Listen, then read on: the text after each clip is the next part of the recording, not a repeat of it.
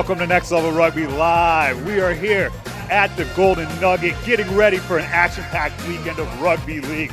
What is Rugby League? Well, we don't really know, but I brought some of my friends to come in and join us for the weekend. I've got two-time MLR champion Pago Haini. Hello, Viva Las Vegas! GT, how's it going, mate? How's it going? Complete the crew for the weekend. All the way from Texas, the man, the myth, the legend, Tyler Doidge.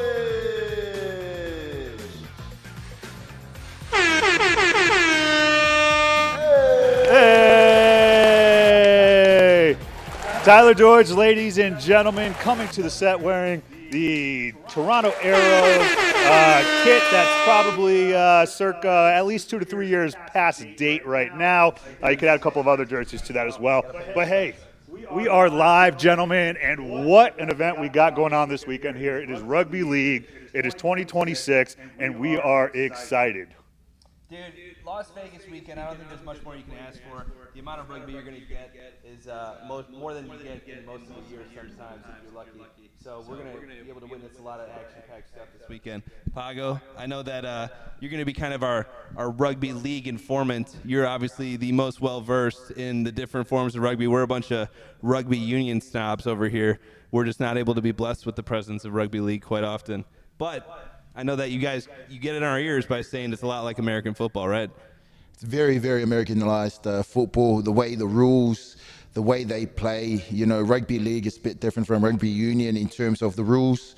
So in rugby league, you usually get 6 tackles count, which is kind of like similar to football where you've got four downs to get the football, 14 yards. And then after that, you got to kick the ball away. You know, from there on, typical rules of rugby where you can only pass laterally, pass forward. To score a try, you have to cross over just like rugby union. But the only other difference is that with rugby league, the way the ruck works is if you get tackled, you get up again on your feet and roll the ball back, just like, you know, you've seen on TV. No ruck? No ruck? No contest? So you're not going to see, we're not going to have the privilege of seeing, you know, 4 or 5 big, large human beings just having a cuddle in the middle of the field. So we're not going to get that a lot this weekend, but what we're going to get is big hits, big runs, just like Tyler. You'll be doing some run it straight on the Fremont Street this weekend. So if anyone's around, $20, I'll take my guy. I'm tagging in Pago then when game time comes. So in lieu of like a ruck, as you would say, what are you going to see in rugby league? Like what would in, you know, obviously in replacement of like a ruck, you say there's no rucks. What does it look like when somebody's tackled in rugby league? Tyler, I believe he just explained that if you were listening and not thinking of what to ask him. He told us that, dude. You rolled through the foot. He just answered that. No, but like here we are, we're saying no rucks. I'm like, I really want to know like the breakdown. You've played rugby league, right? Have you not? Yes. Okay. And so what position, is there a difference between the positions that you would play in rugby union versus what you do in rugby league? Very different. Usually your front rowers in rugby, league compared to rugby union are very different. So if you take a front rower from rugby league to rugby union, they'll usually be playing back rower. So kind of like flanker, 6, 7, 8, or real ball passing 12, or midfielder that we called in rugby union. In the locks, so you got your forwards, your front rowers, then you got your locks. Your locks, their skills usually transition over to union more of like your ball playing inside centers, you know, 12, 13, those kind of guys. So if we talk about like just the general flow of union, right, or union versus league, you have 5 downs, right? You have 6 downs, but 5 you're kicking it away, right? So we're punting it downfield, we're going for it. Your first couple of runs, I noticed that it's a lot of big guys that are taking it up. They're charging the line, they're eating like 10 meters off at a time. Talk us through kind of like the strategy and like what are you looking to do when you have possession of the ball? Obviously looking to score, but like setting yourself up for that. How does that work through the phases? Rugby league is all about field position. So rugby union, sometimes we focus more on possession, ball possession, right? The longer we hold on to the ball, the more pressure we're going to build, the more, hopefully the defense will then compress, then we attack on the outside because we get unlimited touches. But in rugby league, you only get 6.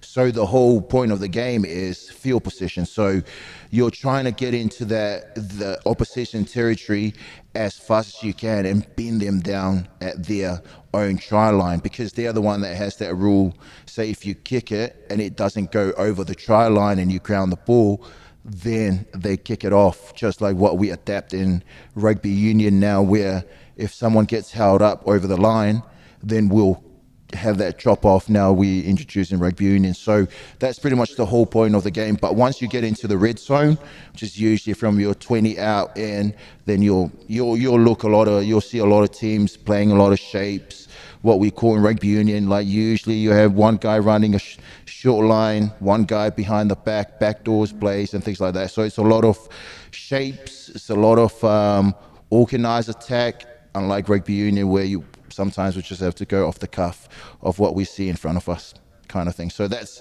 pretty much the two differences. Rugby union, more of ball possession. Rugby league, you're trying to get more field possession to be able to get something, or get in position to attack to score a try.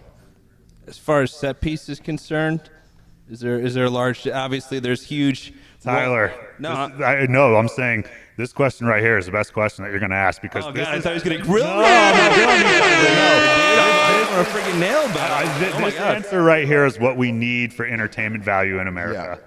Yeah. Tell me about it, brother. Set piece, so no line outs. So we're not going to see tall, handsome, rugby union guys get lifted in the air. But I don't know if we're going to be seeing scrums, but we're not going to spend 3 minutes watching a scrum. So that's probably a benefit for us from it. It's not, we're not going to spend 5 minutes just trying to set up a scrum.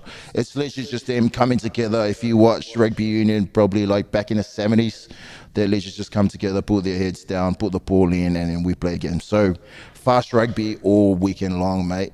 Yeah, it's like the one thing that's like trying to explain like rugby union to people that have never seen it before. There's so many rules, there's so many things, there's so many nuances, there's so many things that's like, well, what's going on there? Why was the scrum penalty this? What was it going there? It's like you take that out completely, remove that. You take the breakdown, which can be officiated in a number of different ways, some of it good, some of it bad. Yep. Right? You remove that from it, and now everyone's just playing. And it's hammer and tongs. It's exciting. It's thrilling. I mean, it's all the good stuff. And again, I'm not shorting Union at all. I love Union. I think Union's a great game. It's a purist game. There's so much stuff to enjoy about that game. But from an American fan perspective that has been watching football, you can understand this easily. Yeah. You can go ahead, like you can pick this up, you can look at it, and you can be like, hey, I can get that. And it's I think it's a sport that, if captured correctly and marketed, the thing that's great about this weekend is just the marketing behind it, right? In rugby, we've really missed good marketing from rugby events. But we come here, we see signage all over Vegas, all over the strips. There's rugby there. And it reminds me of when Vegas used to have rugby. Like Sevens was massive here. Yeah. Like we were winning it when the event was moved. And then some decisions were made, and it was moved to LA and it flopped. And now it's going to New Jersey in 2 weeks, and God bless, fingers crossed, it works out there. But rugby is back here in the entertainment capital of the world, and what a better place to be, Tyler. Yeah, I don't know if they're going to be able to put ads then, on scrums and stuff for rugby league. That might be a missed opportunity, Ginty, for if we're talking about marketing here. But yeah, no, you're right. It is super cool to not only see the community of rugby people here in Las Vegas. Like everybody travels so well. Whether we're in Houston, no matter where we go, we always just have like the rugby community. It's small, but it's strong. So it's cool to be able to be in Las Vegas, but also see the influx of. I'm sure if I were to hit up some of my buddies in Australia, some superstars, just hanging outside the hotel, just getting ready to, for this tournament being here in Las Vegas, I think it's pretty cool to be able to kind of get a front row seat for that, especially for people who, like us, are able to kind of capture the moments of rugby in America. Yeah.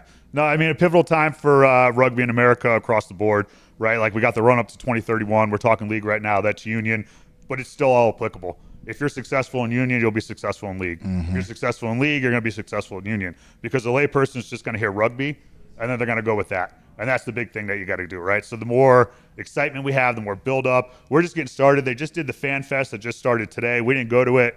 We ended up racing cars and going to the buffet at the Caesars. I'm sure he'll mention the results at some point. I'm sure that opening was pretty good, and it was good. But tomorrow, what we have, and we'll talk a little bit about this as we start bringing on some of the other guests, is that as with the Vegas Sevens, there's a Vegas Nines tournament that goes along with this. And it's extremely important to bring in the community to get people to come. And this is like a sport that is better than like all other sports, because how often do you go watch a professional event, but then you get to play? You come into the stadium, you just got the crap kicked out of you for a couple days. You're hanging out with, everybody, your friends, having a good time. Now you get to go watch it, but here we are in Vegas, the Vegas Nines tournament.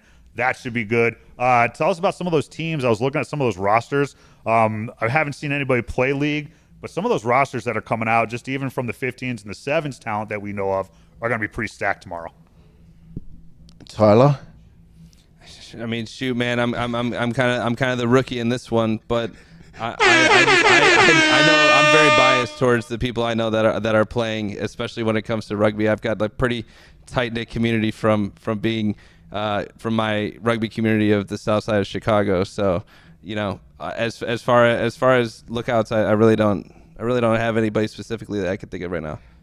I think Brooklyn Kings, spent a couple of weeks with them out there in New York a couple of years ago. They've been building for a long time now, and I think they ended up winning the men's league tournament or the championship last year.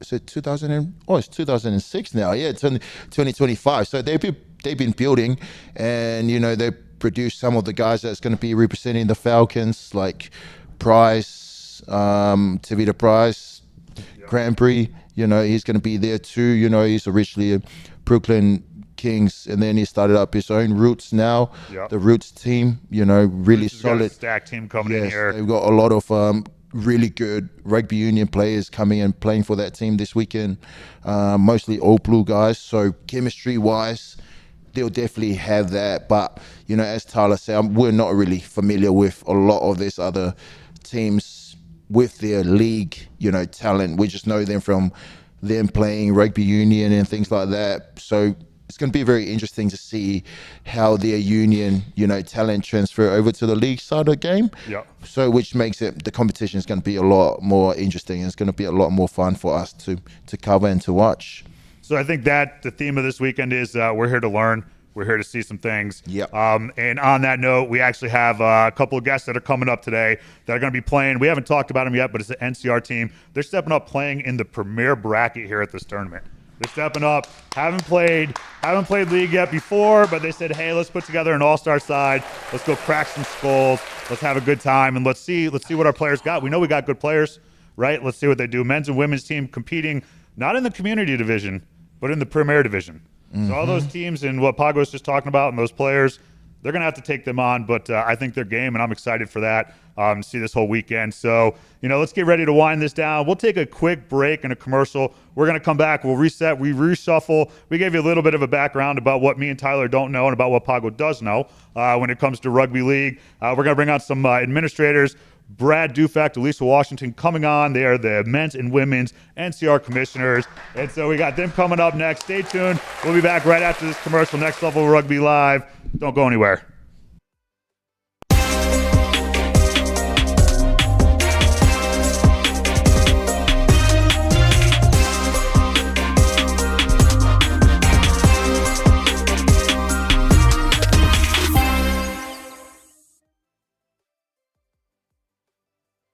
Hello and welcome back to the College Rugby Show. The fall season is upon us. We have a brand new division, now 4 men's divisions, 4 women's divisions. We've had that in 7s. We're going to be coming to you once every other week here in this video podcast form. I'm excited for a season of telling college rugby's best stories. We deserve to be here. We're going to keep, representing. That was, to me, the biggest testament for the future of the game.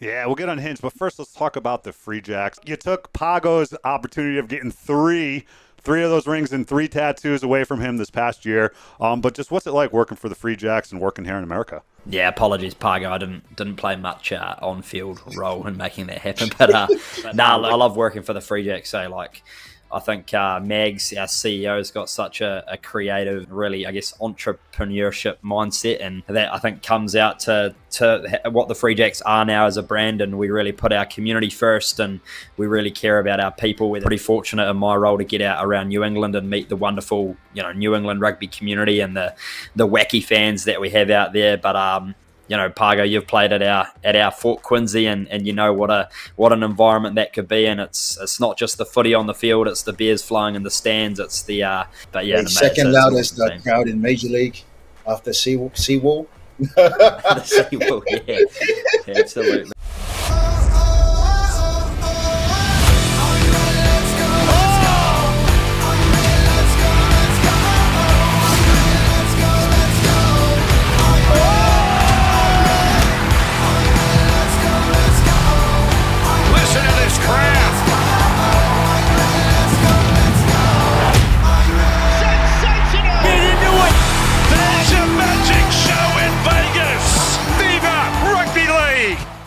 Alona Mar has changed the perception of how we see rugby for a lot of people. Like, how we see it is this beautiful game. I see it as like this giant chess game with moving pieces. She turned it into, there is somebody who is like goddess level playing it. Little girls are going to see her playing this game, see how she represents herself, see how she dances, the success she's having on Dancing with the Stars. She figured it out. She's getting rave reviews. She has the support of the rugby community. And even more so, it's just one of those things, I think in 10 years, we're going to look back like, y'all remember when Alona Mar was on Dancing with the Stars, and now she's the #1 box office movie, like leading actress. Like, I see it like this is the kind of thing that lends itself to that. Like, she needs to be in movies. She needs to be in, like, We Are the World remakes. She needs to be one of the choir people singing in that. Like, she's proven herself to kind of be somebody that showcases what we want from rugby people in the world to see.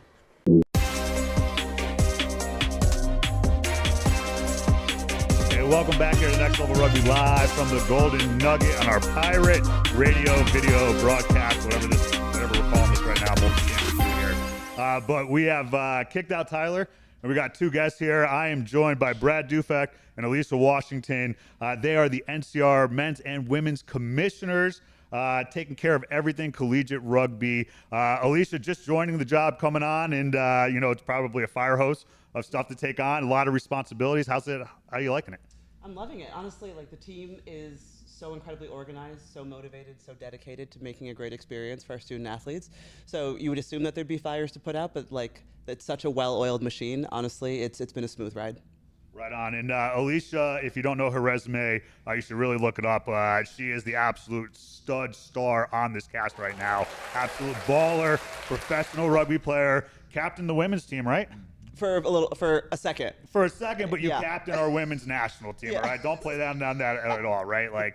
But big player. My favorite ref, I used to call Alycia all the time. I'd be like, hey, I need you to come ref my games. Fabulous ref. Never yelled at you. I don't think I ever did. No, that's honestly the best compliment as being involved in rugby as someone's favorite ref. That is better than player, coach, whatever. Being someone's favorite ref is massive compliment, so thank you. Well, you were definitely one of the best, and the bar is very high in that department, and you exceeded it by far. Brad sitting over here. Brad, men's commissioner. You've been in this position for a while, man. How's it going, and what do you guys say about NCR? I was going to mention the Connecticut flair. Pago, you haven't lived in Connecticut, right? No? Not one of us. No, not one of us. There's 3 out of 4 on the couch. Going on year 5 or 6. It's been quite the ride. Obviously, mega growth, big opportunities. Our staffing has grown. Our image has grown. We're certainly not perfect, but it's been a lot of fun, and we continue to do more and more.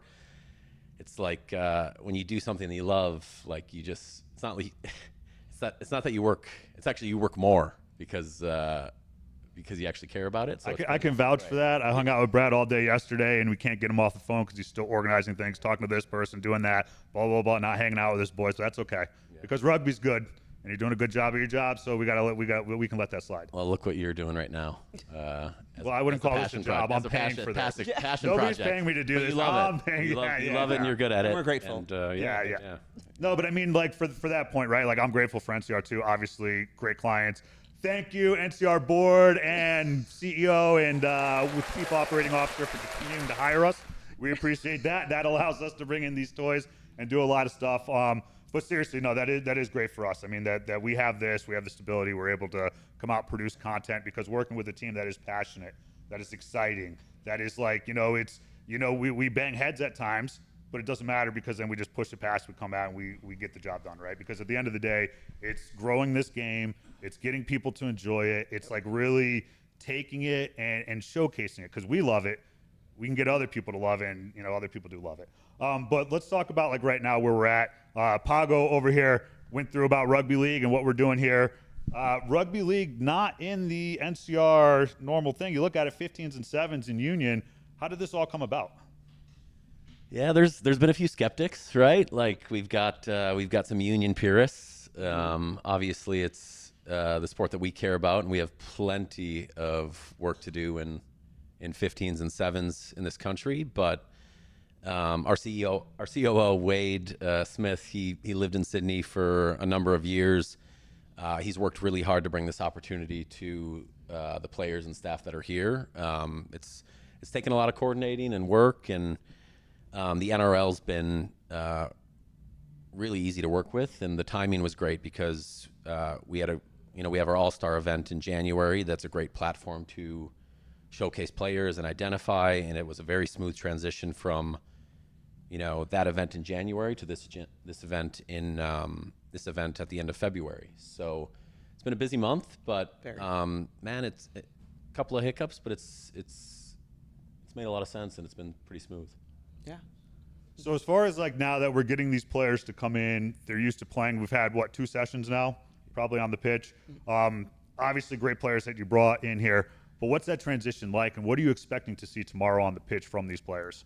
Ooh, I'm expecting to see some magic happen because they are incredible athletes, first and foremost. They are incredible rugby players, and we just want them to trust themselves, like the things that they can bring from Union or Sevens, from their coaches, that they can bring a lot of that here, like a few tweaks at the breakdown and set piece and all that, but like the core of it and the decision making and their field vision is truly what's incredible. So we ironed out a few kinks today, and I think they're ready to really, connect and show us what they can do tomorrow. But I'm really pumped to watch. It's been really low stress. Like the energy's been good. Like it's new for all of them, and it's like allowed them to just like be really open-minded and just kind of go after it. And everybody's in the same boat, and the collaborative nature here is truly impressive. Yeah, we've been busy, but it's everybody's kind of just going with the flow, and it's been cool. Honestly, the growth mindset is really impressive with these athletes. Nice. Yeah.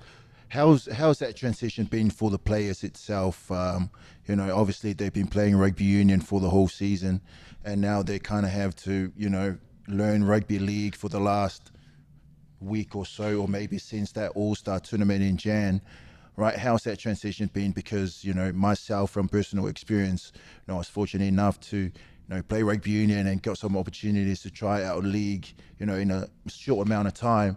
And then you come from rugby union where you're running to every breakdown, and then all of a sudden in rugby league, if you play on the left edge, you're on the left edge. If you're on the right edge, you're on the right edge. If you're in the middle, you're in the middle the whole time. So how's that transition been for players? Because I know sometimes, your normal habits will just kick in and things like that, and you just start following the ball.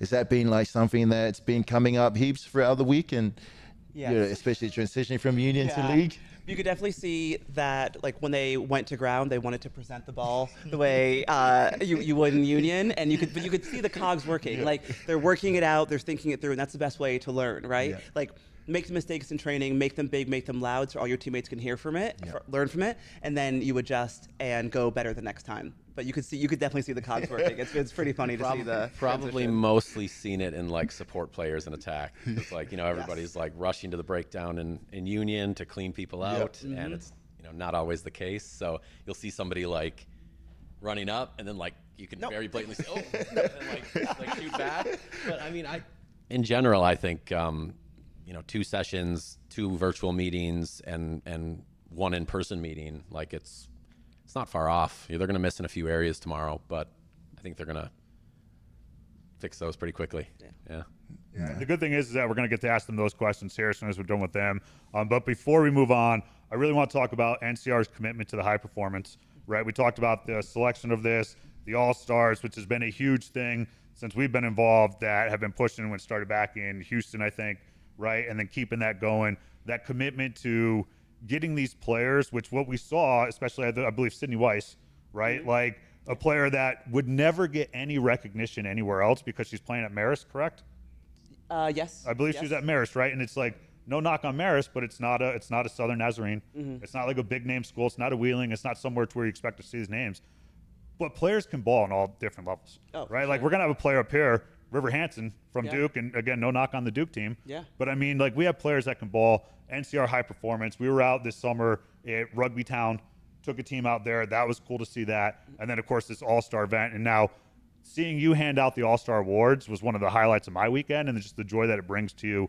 Just kind of talk about that NCR high performance pathway and just the opportunities and what you think of it, and like overall what it does for the players and for the community. Yeah, I think truly we have to first give like all credit to what has like started off as like an NSCRO D2, D3 organization, and now that our foundation is always improving and solidifying, those are the teams, and our base makes our pointy end stronger and pointier, you know? So when we talk about high performance, it is like all credit to the like e-boards, the coaches, the commissioners, everyone that has solidified a platform for these players to excel and be able to show everything that they can do. But I think as much as, you know, we want to have a really great product through the regular seasons for 15s and 7s, it is really important to give the players aspirations and somewhere to get to. And I think like my career as a player, if I didn't have my next tryout, my next camp, my next selection, then I wouldn't have had the career that I had, because you need to have something to look forward to. And these opportunities, like, you know, like Brad mentioned, there are the union purists, but when you have opportunities that we could give these players, we have to say yes. And that's the whole reason why we exist, is to give opportunities to these players, because they 1,000% deserve it, and we are just lucky to be in a place to facilitate it, honestly. So I want to echo a couple of things you said. First, I want to go back to rewind it back to, you said, make your mistakes, make them loud so other people can learn from them. Write that down. That's gold. I like that. And then what you were just talking about right now about, I forgot because that train went off the track. I forgot what my second point was there because I went too far back. A lot of foundation. Thanks to the players are great. Yeah. No, so I mean, so the NCR and where you're going. Final thoughts just overall on the weekend and what you expect these players to get out of this weekend. Yeah, we were lucky enough to attend the, I believe it was the Dragon session earlier today, and then we just had some final touch-ups after that. I think our closing remarks with the men's side for the weekend is, yes, we have youth on our side, but we have I think we have the most amount of growth to show over 2 days. So I think 8 out of the 10 teams will advance to a quarterfinal. So if we drop a game or two on day one, like, let's just make sure we're in the quarterfinal on day 2.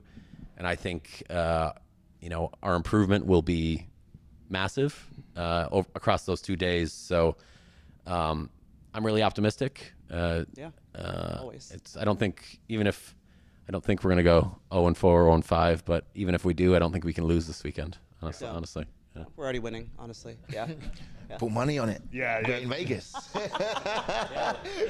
Yeah, we should. I don't know. You won't find me running to the sports books after this. But, No. Put your $25 in the Confucius machine and then walk out with $580.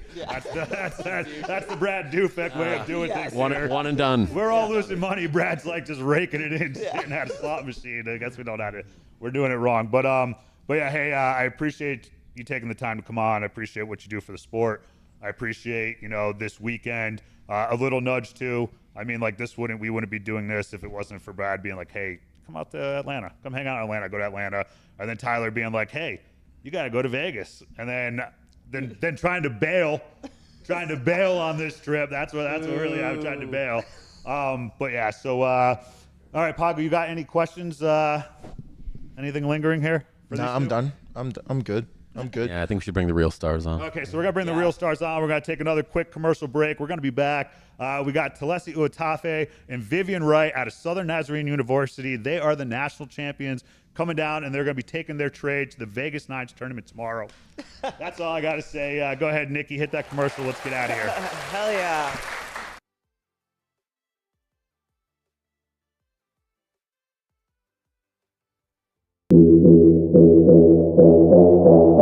Consistency on three. 1, 2, 3.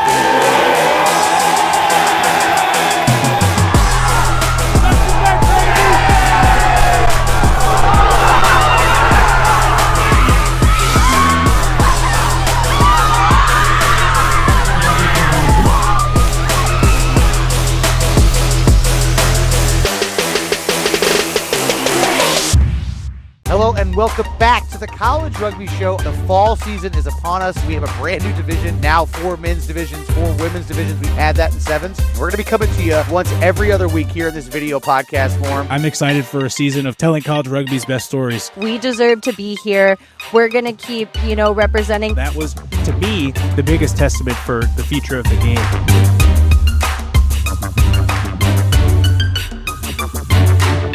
Yeah, we'll get unhinged, but first let's talk about the Free Jacks. You took Pago's opportunity of getting three of those rings and 3 tattoos away from him this past year. But just what's it like working for the Free Jacks and working here in America? Yeah, apologies, Pago. I didn't play much on-field role in making that happen. But I love working for the Free Jacks. So, I think Mags, our CEO, has got such a creative, really, entrepreneurship mindset, and that I think comes out to what the Free Jacks are now as a brand, and we really put our community first, and we really care about our people. We're pretty fortunate in my role to get out around New England and meet the wonderful, New England rugby community and the wacky fans that we have out there. But Pago, you've played at our Fort Quincy, and you know what an environment that could be. And it's not just the footy on the field; it's the beers flowing in the stands. It's the second loudest crowd in Major League after Seawall. The Seawall, yeah, absolutely.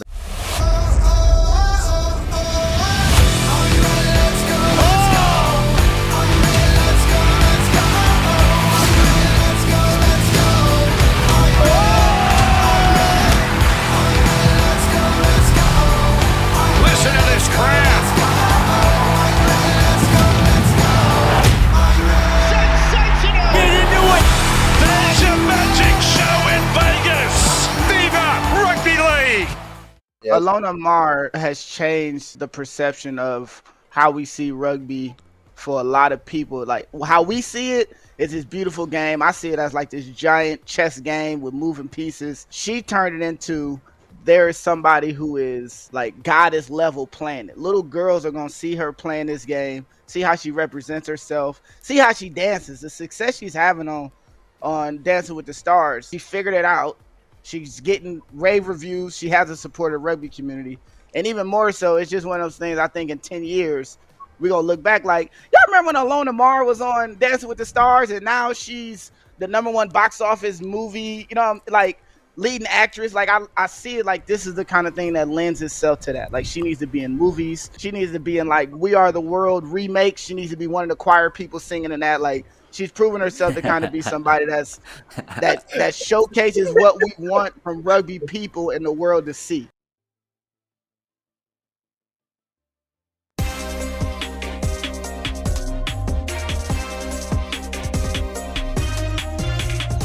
Welcome back to Next Level Rugby live here at the Golden Nugget. I'm getting my tongue tied because we got a lot of people on the couch right now. If you look at it right now, we have piled it full of players that are going head-to-head with some of the best rugby league players in the country tomorrow with the Vegas Nines. We're going to start off. We got Fraser Leslie over here. Where are you coming out of, Fraser? I'm from Australia as well, so yeah. Yeah, from Australia as well. But I mean, you're wearing some gear right now. Where are you coming from? Who you represent? Walsh University in Cleveland, Ohio. Walsh University, and how you guys doing out there?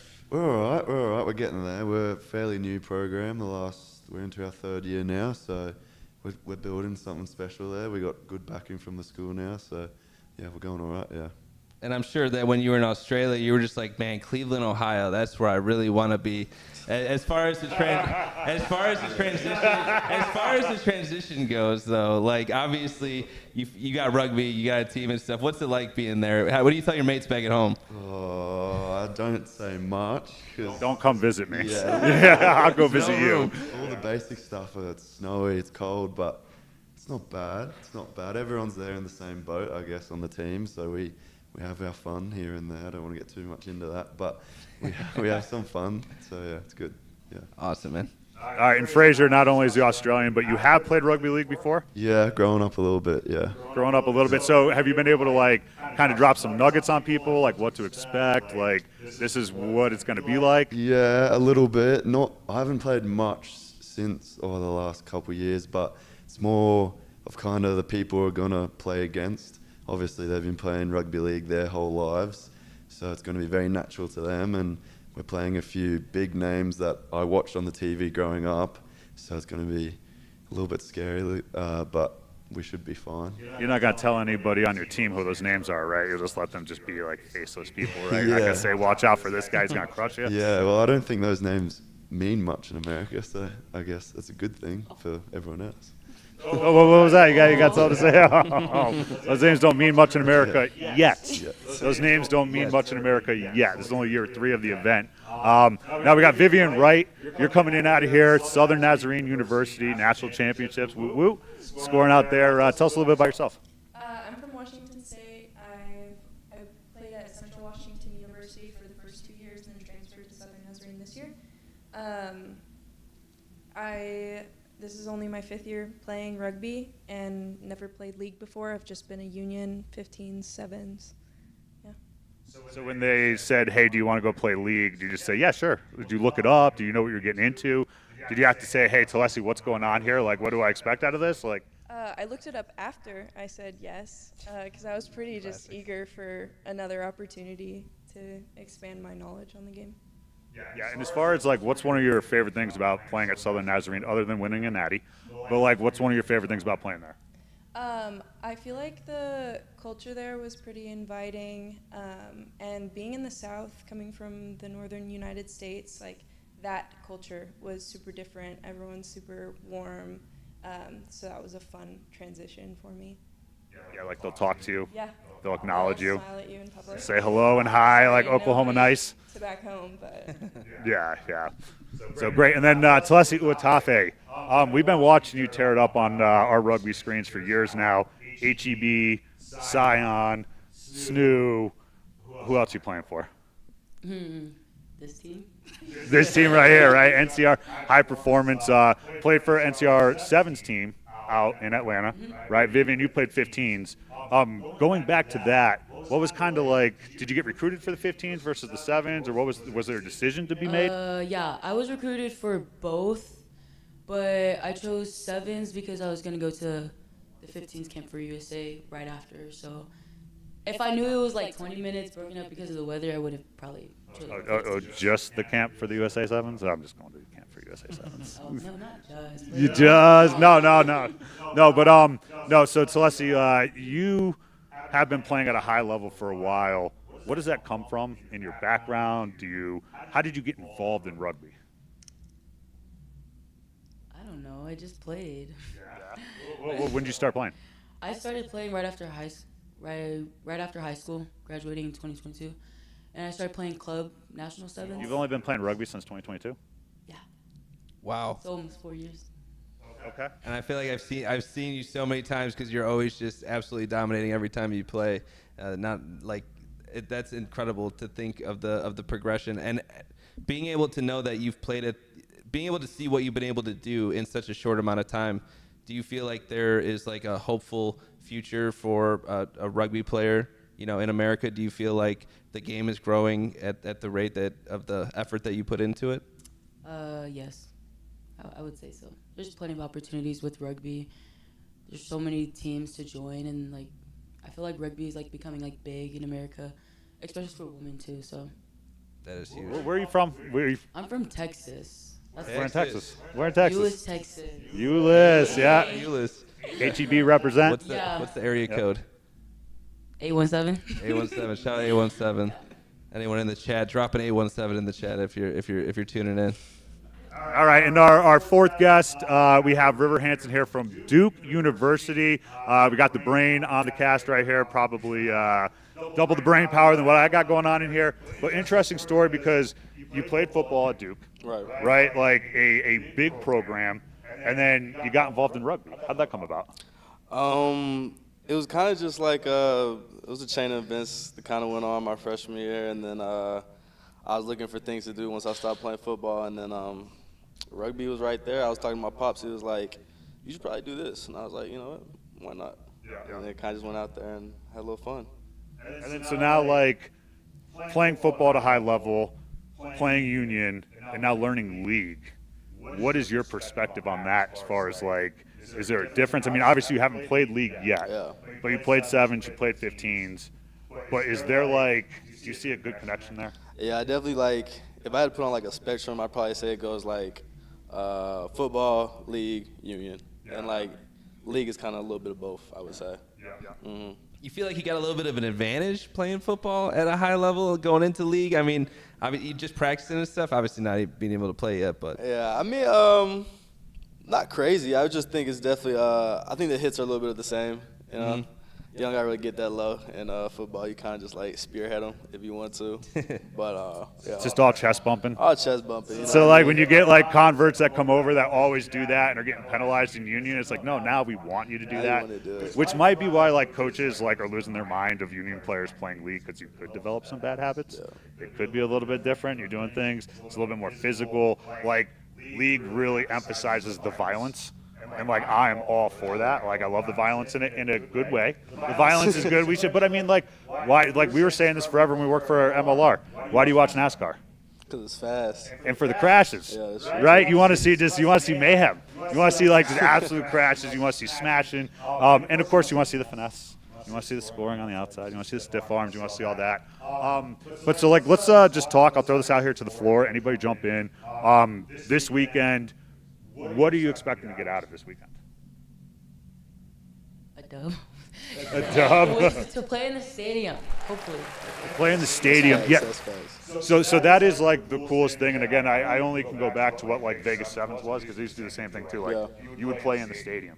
30,000 people there going nuts watching you at Allegiant Stadium at, like, one of the best NFL facilities in America, and being able to see that, and then especially playing in front of a bunch of other people that, like, show what American rugby. I'm pumped. If you guys could get there, that would be phenomenal, right? Like, that's, like, obviously the goal to come out here and win. But, like, as Brad said, right, like, work your way into it. Like, 8 out of the 10 teams make the quarters. Yeah. Right? So it's like tomorrow, are you going into this, like, trying to learn something? Like, tomorrow being like, hey, I want to work on this, and then, you know, looking towards Sunday? Or is it just like, let's just ball the fuck out and see what happens? Probably the latter. I ain't gonna lie. I just want to go out there and play, have some fun, and then, like, get dubs. She said just win. Yeah, get those dubs. So now, what do you got? What are you bringing to the table tomorrow for your team? We'll try a little bit of knowledge that I know of rugby league, and try and I'm playing front row, so I'm one of the guys who just runs straight at people, running hard and straight. So try and get us on the front foot like that, and just try and get involved as much as I can. Yeah. Definitely nice little advantage. You know, I would take that going into it. So. Yeah. All right, I'm gonna put you on the spot, and I'm harping on it because you're an Australian. You've seen NRL. NRL is doing production. It's doing, like, the promotion. It's doing it better than we've ever done it here in America for any union, league, world rugby, any of that. What is America getting wrong about rugby? Oh, that's a hard question. I think I'll start with, I think rugby league is doing it the right way with, because it's a faster game, there's more highlights in it, bigger hits, better tries. So I think rugby league's easier to market in America. So I think they're doing the right thing by bringing it here. I think rugby union, obviously it's more of a slower game. It's more of a tactical game at points. So that's a little bit more boring to a new viewer. So I think Rugby League on their side of things, I think they just need to keep doing events like this, keep trying to get college kids or youth kids in, learn the game, and then just build it up like that, get academies in cities, just spread the game like that. So what you just said is essentially what you all are doing this weekend, right? Because nobody's really played a concerted collegiate effort here, right, to set forward to take this game to the college, right, to actually play nines. It's been like a community thing. It's been like your friends that don't want to play sevens go and play league in the summer. That's what it is. But now you have this opportunity to set the standard for what collegiate players can be moving forward, right? Is that something that you've ever thought about, or is it just like now that you're just kind of getting in here? But like in the Navy, if you're in the Navy, you would consider yourself like a plank owner, right? Because you're the first time doing something, right? You're a plank owner of going to Rugby Town. You're on the first team to ever go to Rugby Town, right? Now, y'all are on the first team to ever play Rugby League for a college entity. I'm not throwing the gravity. It's like like a crazy thing here, but it is something to think about. That like this could be a step forward for the next generation of American rugby players. Ginty's hitting you with the Navy references. It's deep, I'm not even Navy. Yeah, the Navy one got me. Not gonna lie. Yeah. Don't know, but in a really big way, it's true. It's all true. I mean, kind of everything, and it's the reason that. People like Next Level Rugby, NCR, it's why we do what we do. It's like, you heard Ginty, it's like this is his own venture and stuff like that this weekend. It's just something that we were like, we need to be a part of this. This is kind of something that we feel like just as people who cover it, we felt like it was important enough for us to be here. So for you guys to actually be participants, it's pretty remarkable, especially for the, first go around at it. Does it feel special to you guys, or does it just feel like another game? You can be truthful too, if you're like, nah, just another game. I think it feels pretty special.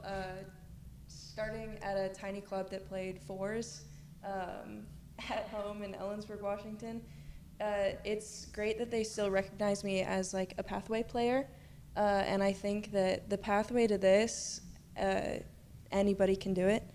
And if I can inspire anybody to just try it out like I did, then that I've completed my goal for playing this sport. Well said. That's awesome. I want to talk just a little bit about Southern Nazarene and your program that you have there and the players that you get to play with. Because you two are representing, you have other players that are playing here as well too that are out here. But that whole team, y'all can ball. And it's good. What is it like in the environment there that you have there, the rugby environment? What's that culture like? Is it fun? Are you having good time? Is it a hard training? What's that experience like at the university? It's fun, but we definitely push each other each and every day. We're competing with each other, so it's good. It is a constant competition. When you get on the line, you go next to people that will push you. We also set a standard for ourselves of leaving any team drama, team issues at the gate. We're here to play, and that really changed things, switched them around, and I think that assisted us in our season. Yeah, you definitely got something good going on in Bethany, Oklahoma.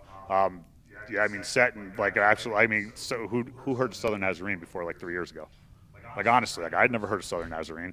And now I know what Southern Nazarene is. I know where Bethany, Oklahoma is. Definitely a name I know know. that. Yeah, right? Name. You're doing that. So, Fraser, going to you. Moving forward into the spring season, you guys got sevens up at Walsh. You're looking to make a run at that CRC Premier bracket or what? Yeah, we definitely are. I think we have spring break in a week, and then we're straight into 3 weeks of tournaments. I'm not too sure where we're going, but we've been back training since early Feb. Got a good squad, about 30 guys in the 7 squad. We're going to cut it down, but been training hard indoors when it was snowing. I think we're just starting to go outdoors now, but yeah, it's really good vibes. Got new coaching in, new staff in, so we're looking to try and push it this year, yeah. So with that seasonality of going from 15s in the fall into 7s, do you enjoy that? Does it throw a wrench in the works, or? I definitely enjoy it. For being a bigger forward, I get fitter, I get faster, I'd like to think. But I definitely enjoy it. It's a lot more skill work. So for me, it's good. I think most of the team do enjoy it because we do. I feel like sevens, because you're a smaller team or a smaller group, you kind of build better connections and easier connections like that. So it's good, and going on tournament weekends and away trips definitely help with that as well, yeah. What do you guys got next on the docket for your qualifiers? I think we are in Charlotte at Ruck the Rock, which will be a good one. And then we're going to Notre Dame, and then another one I can't think of, and then hopefully we make nationals there. That'd be nice. So no, getting that into it. Now going back into it, Duke has shown out at CRCs before, right? Yes, sir. You guys have gotten semifinals, finals?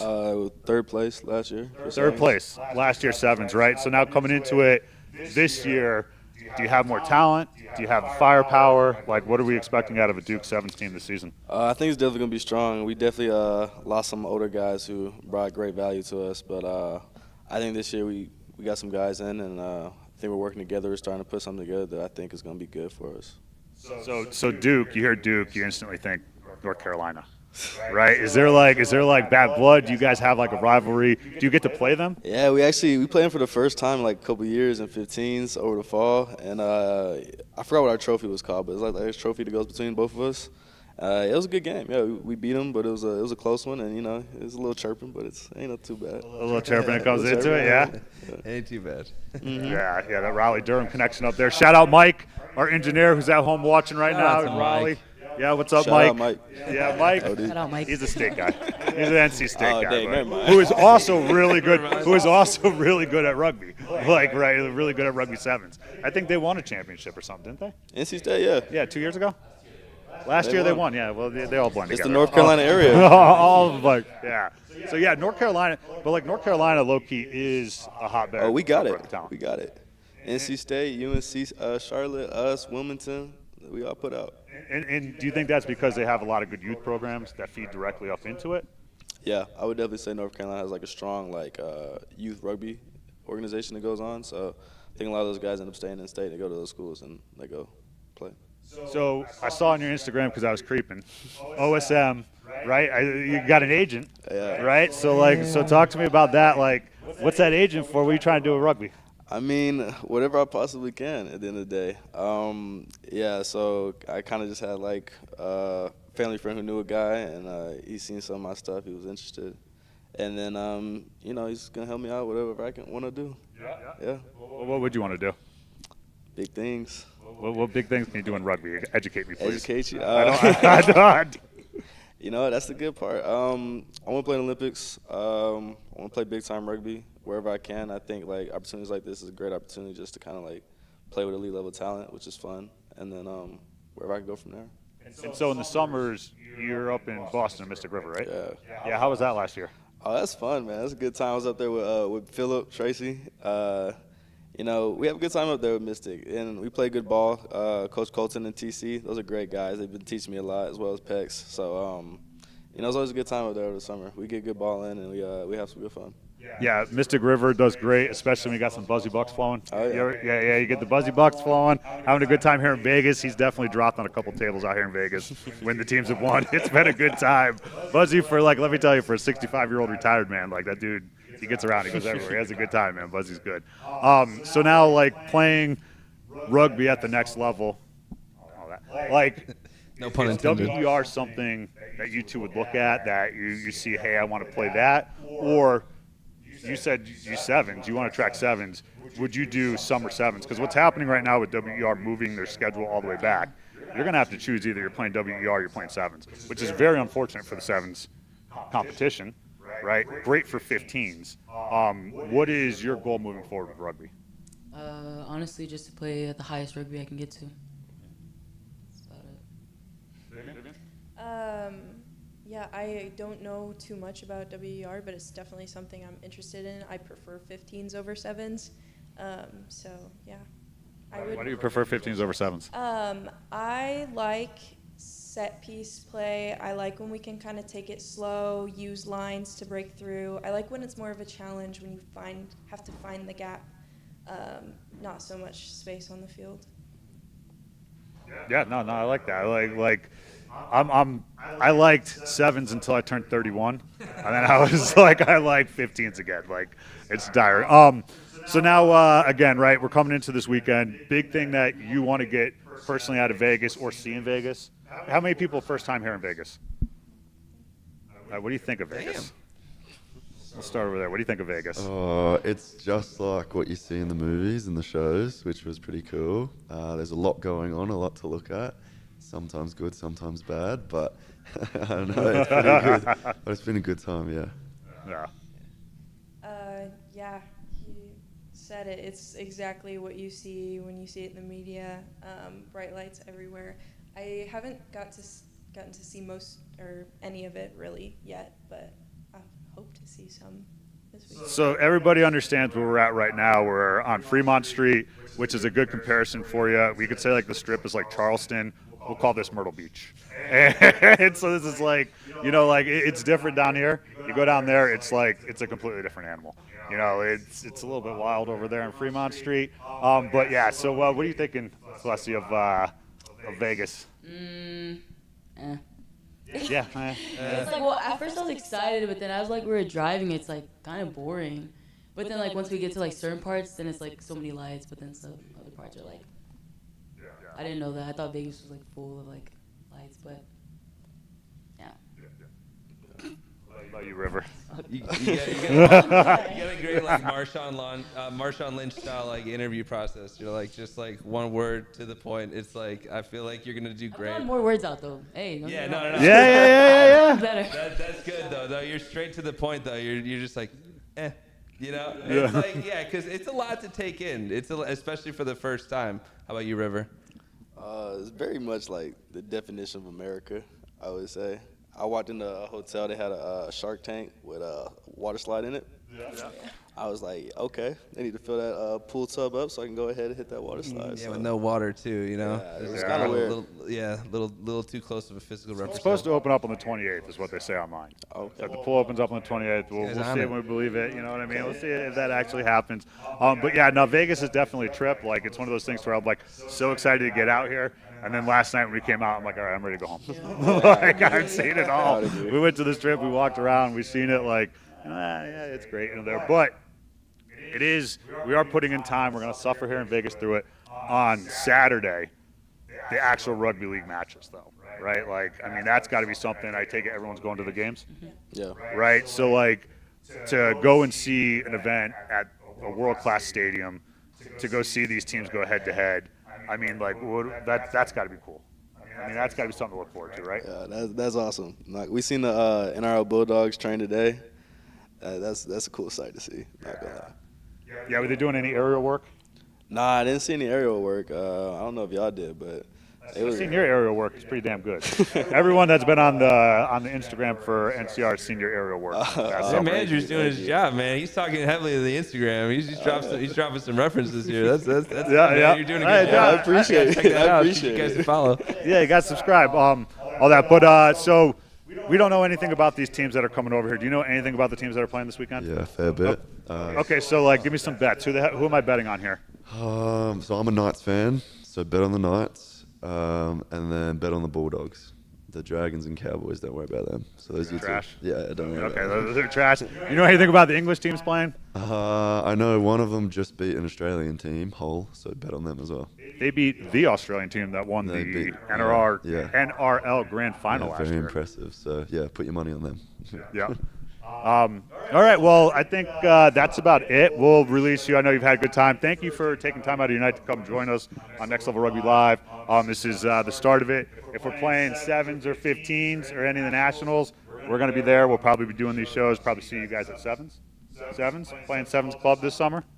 We'll see. Who are you playing with? For club? Yeah. Chicago Lions. Hey! Shout out field producer Jeff.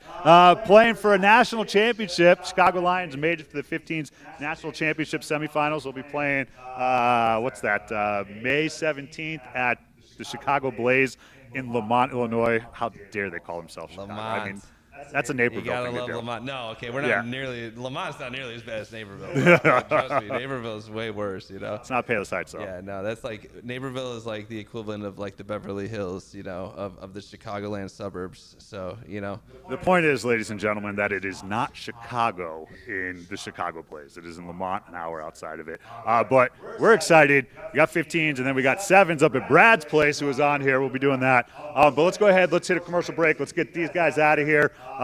We'll wrap it up. We'll be here with some thoughts. We'll get a little bit silly after this, and we'll be back right after this. Thank you.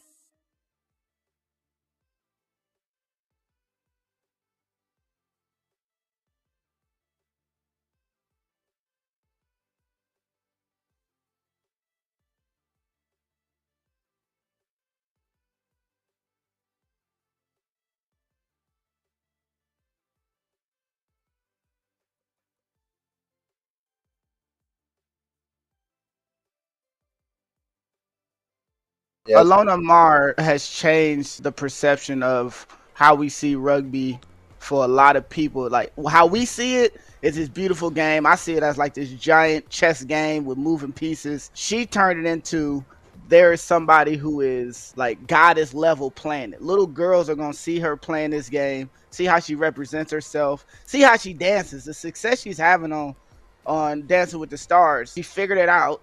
She's getting rave reviews. She has a supportive rugby community.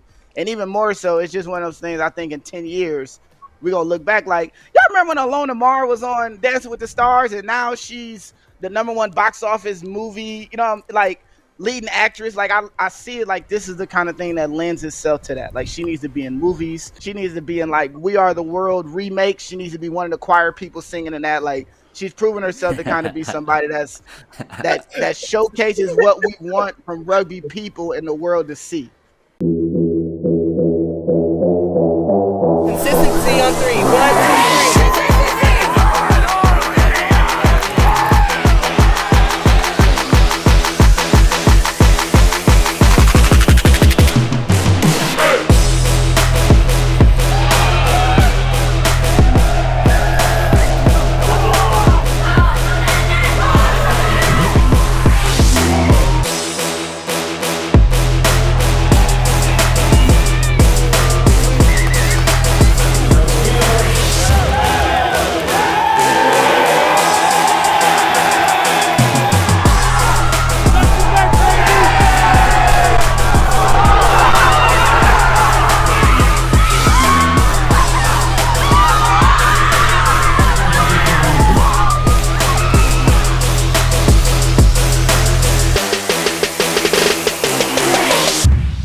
Hello and welcome back to the College Rugby Show. The fall season is upon us. We have a brand new division, now 4 men's divisions, 4 women's divisions. We've had that in 7s. We're going to be coming to you once every other week here in this video podcast form. I'm excited for a season of telling college rugby's best stories. We deserve to be here. We're going to keep, representing. That was, to me, the biggest testament for the future of the game.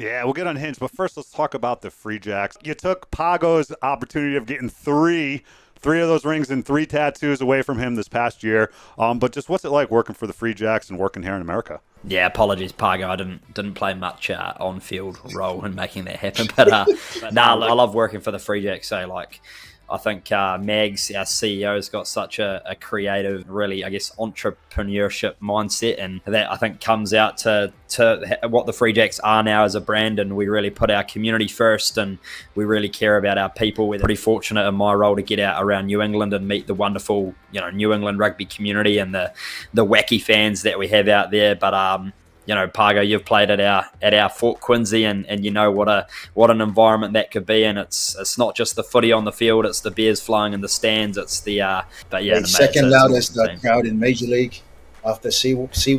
The Seawall, yeah, absolutely.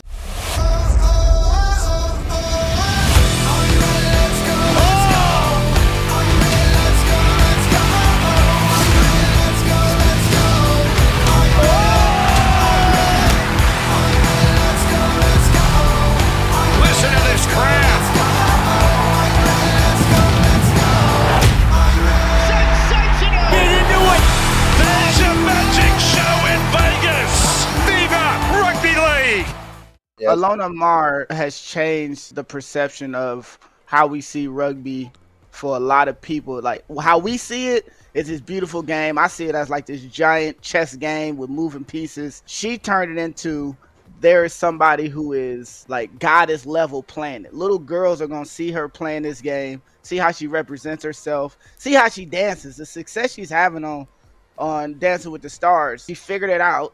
She's getting rave reviews. She has the support of the rugby community. And even more so, it's just one of those things I think in 10 years, we're going to look back like, y'all remember when Alona Mar was on Dancing with the Stars and now she's the #1 box office movie, like leading actress. Like I see it like this is the kind of thing that lends itself to that. Like she needs to be in movies. She needs to be in like We Are the World remakes. She needs to be one of the choir people singing in that. Like she's proven herself to kind of be somebody that showcases what we want from rugby people in the world to see. Consistency on 3. 1, 2, 3.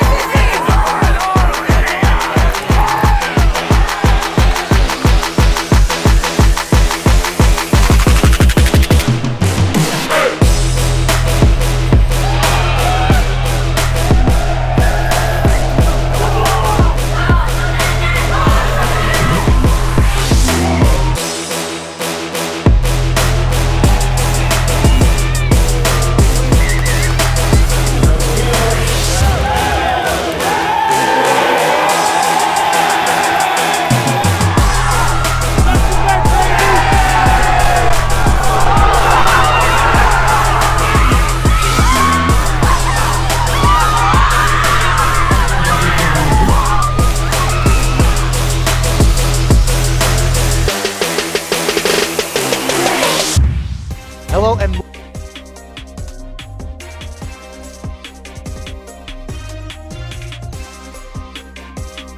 Welcome back. Next Level Rugby Live after dark.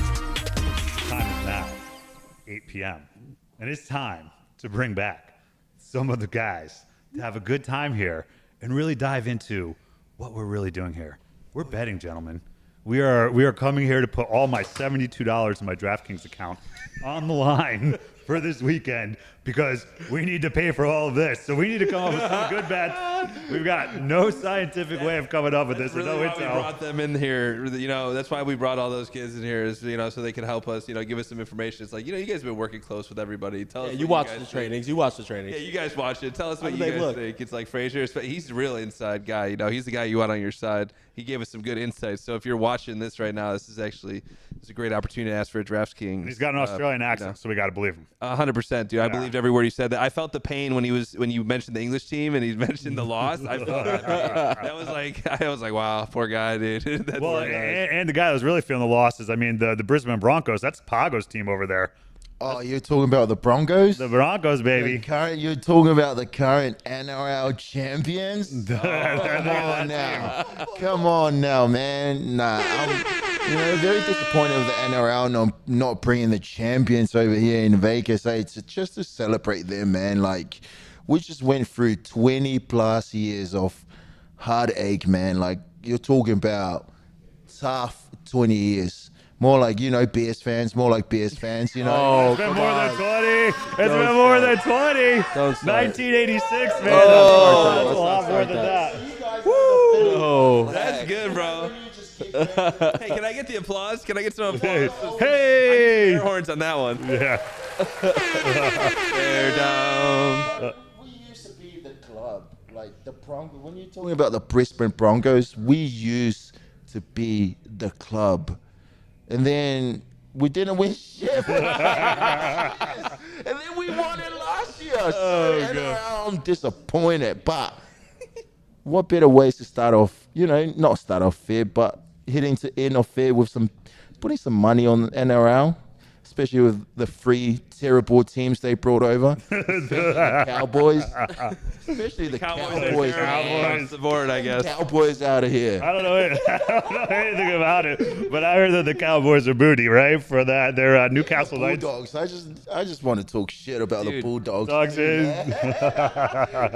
Anybody, if you're not a Bronco, go fuck yourself. I think that's what we got Everyone going else on. is the Paggers.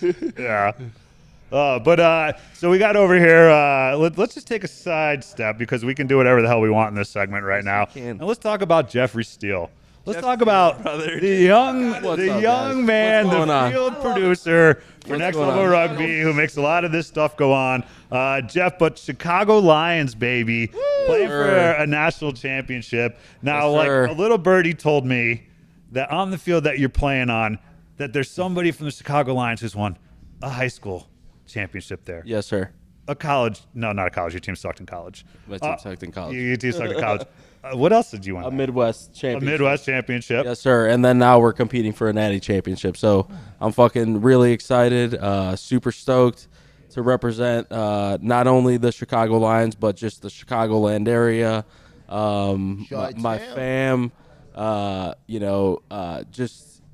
stoked for it, man. It's been a long journey, fucking 18 years of rugby nearly, and being able to potentially win a natty champ on the field that I started playing on is fucking unreal. So on the field that you're going to set up the broadcast as well too. That's a bar. Yes, and I'm also going to be working on. So hey, trying to chime in, everybody. Since it's after dark, let's bring the director producer on as well too. Let me just mention, we went this whole broadcast for over an hour without any swears until Jeff came on. After dark, baby. It's after dark. That's why we waited. Next Level Rugby Live after dark. This is dark. a family show. I know. My mom always tells me I have a really bad potty mouth, and yeah, dude. Now you get in front of a camera. Imagine what it's like, Imagine if I'm just there interviewing a coach, and I'm like, you fucking. Well, I've done that. I did that on an NCR broadcast. It's hard. Outside and within. It's hard, dude. It's Yeah, so hard. dude. It's hard to try to filter the F-bombs, but it's all right, bro. It's all right. But yeah. So Jeff, let's throw a little Riz out there. You're probably going to have to match up against Patty Ryan, just down playing with the Austin Blacks right now. What would that be like to get to play against Patty Ryan? I mean, it's pretty awesome. He's been, he was a part of the Griffins for a while, which is a long rivalry in the Chicago club.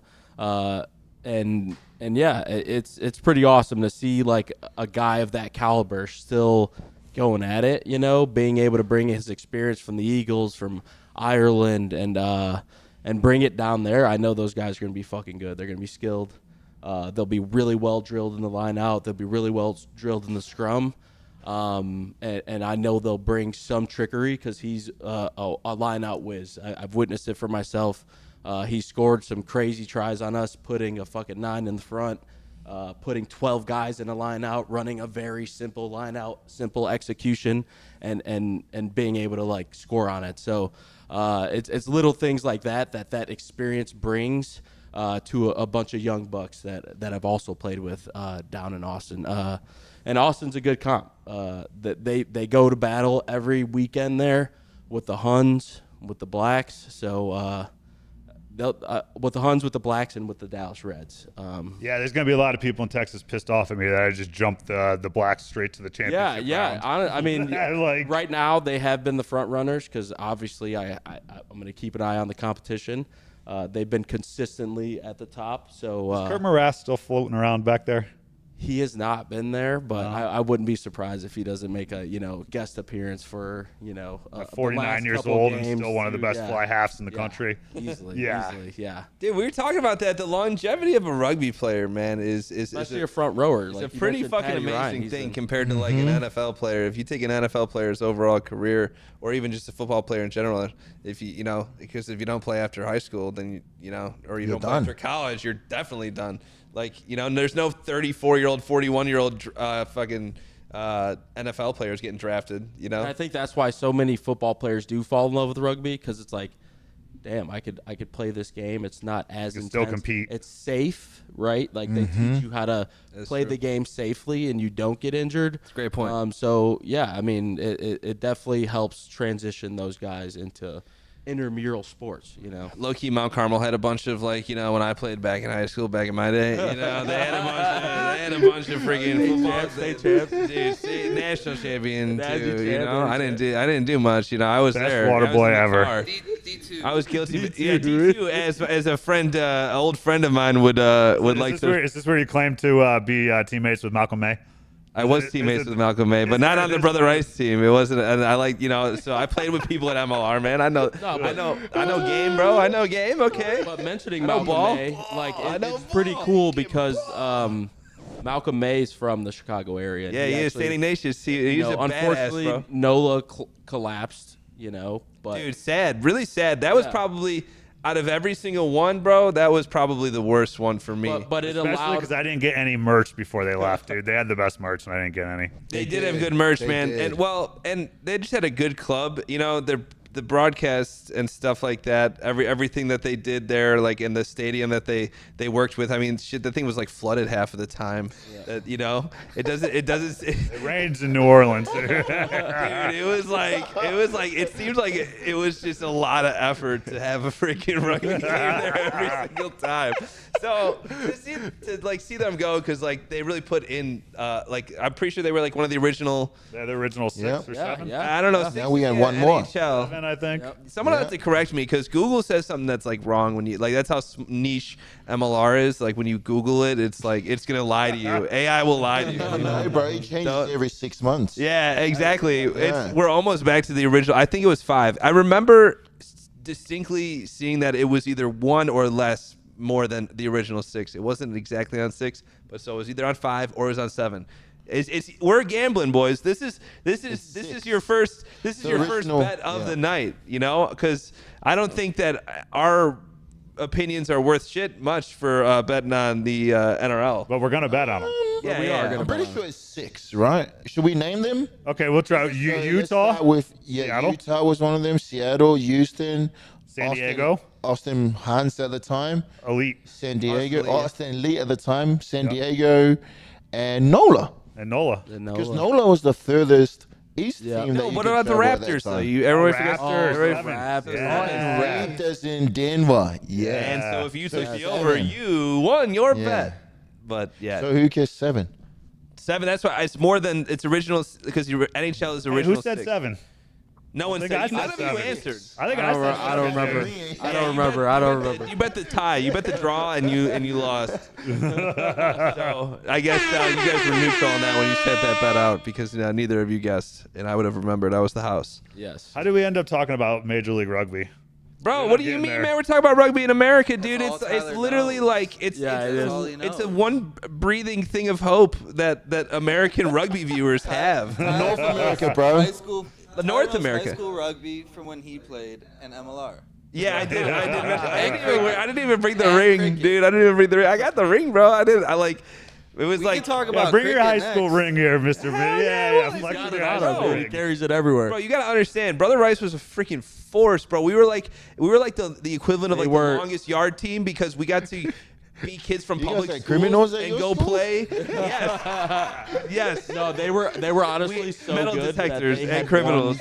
won, like 12. And we got to play natty rugby, champions. man. Yeah. Before you enter. Dude, the Elliott Who's twins, your coach there? Dave Fee, man. Dave Freaking Fee. savage. Yeah. He would always talk about how he was on the cover of the video game for 2005. 2003 EA, but he's like, I was on the back. He always clarified. He's like, I was on the back cover. I was like, dude, you're still on the cover. It's pretty dope. They didn't have much space to cover, and his short stature was just perfect for it. Well, and everyone knows Jonah Lemieux Rugby Challenge was the best rugby game of all time. I mean, It was. How do you make a great rugby game in when I was in college? If MLR wants and to it's- succeed, I'll go on record and say this: they have to make a freaking video game or come out with an Ultimate Fighter style reality TV show like the UFC did. That is, hands down, those are your two bets. So I think like those are your two bets. Choose one. I think just making it a bit more entertaining, dude. Have some backstory, dude.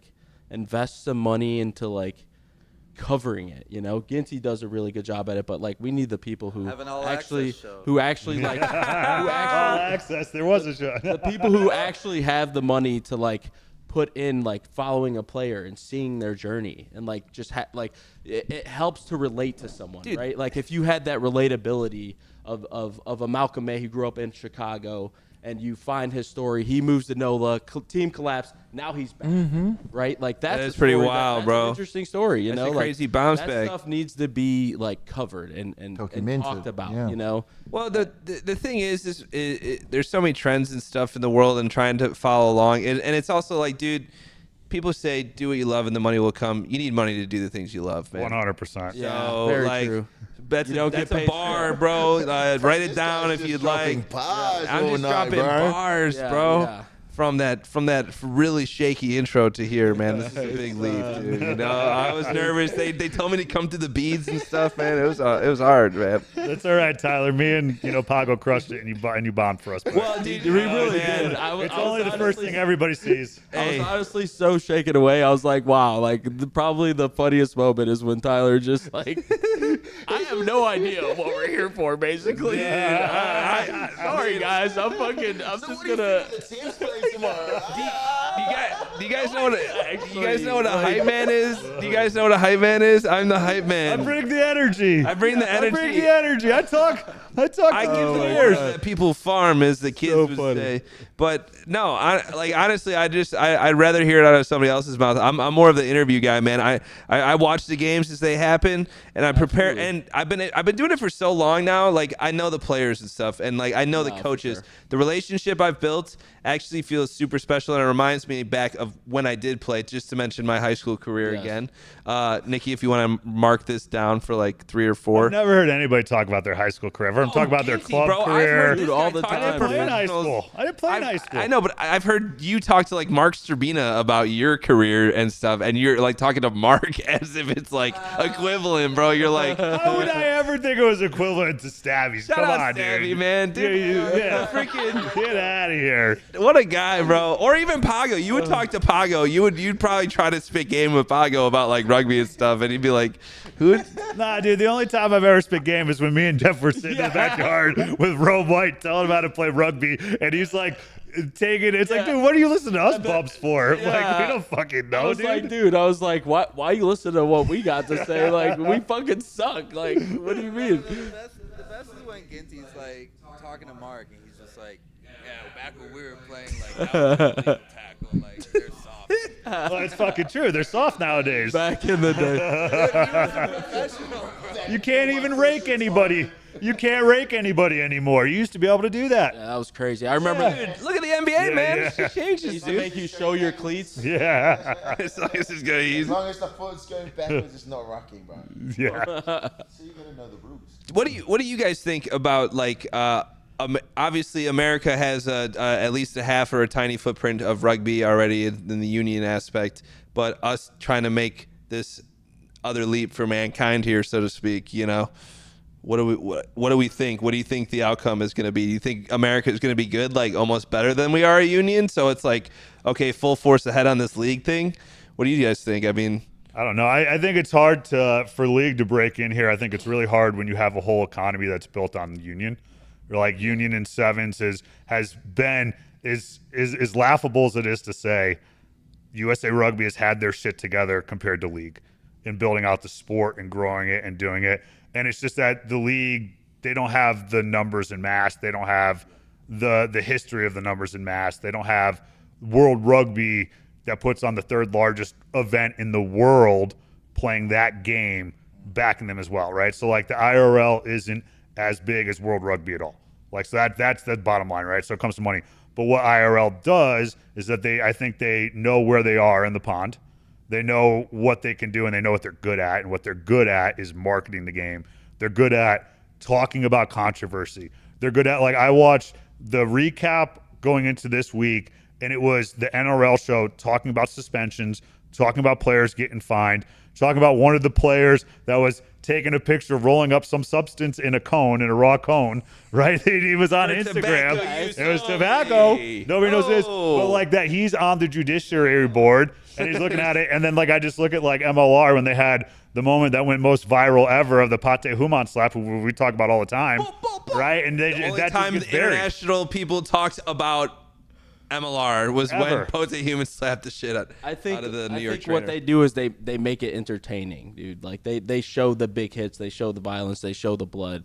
Whereas like Union is great. It's just such a, and they got personality. Yes, they have personality. They shoot the shit. Like they're guys just like, you know, they take the piss out of each other. They call each other out, right? Like think about like Lance Kavanaugh just saying something critical about a team, and he's fucking dead to nuts right on it. Yeah. Dead to nuts fucking but right, he and makes people it are funny. bitching at him for But it. he makes it funny, though. But my point is that people get upset that he's being critical about them, not being a dick, but actually saying something that's true, and they're like, oh, why'd you say something bad?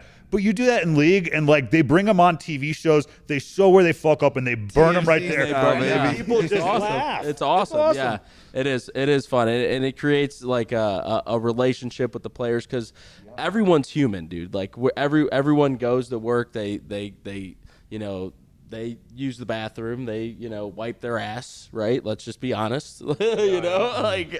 But everyone's human, and we all have our flaws, and we all like fuck up. And what's the issue with like calling your somebody out on it and making a funny about it? I actually think rugby league, the chances of them succeeding in the United States, we talked about this before, just before we started, is they probably have the way higher chance of succeeding in terms of marketing themselves. Because, if you go to market rugby league, you can relate a lot of their rules to football rules, right? So if you say a tackle will probably, count as like as a down. A down, Yeah. right? Then you don't have to explain a ruck, Yep. right? If you get tackled, you get up, you roll the ball back with your foot.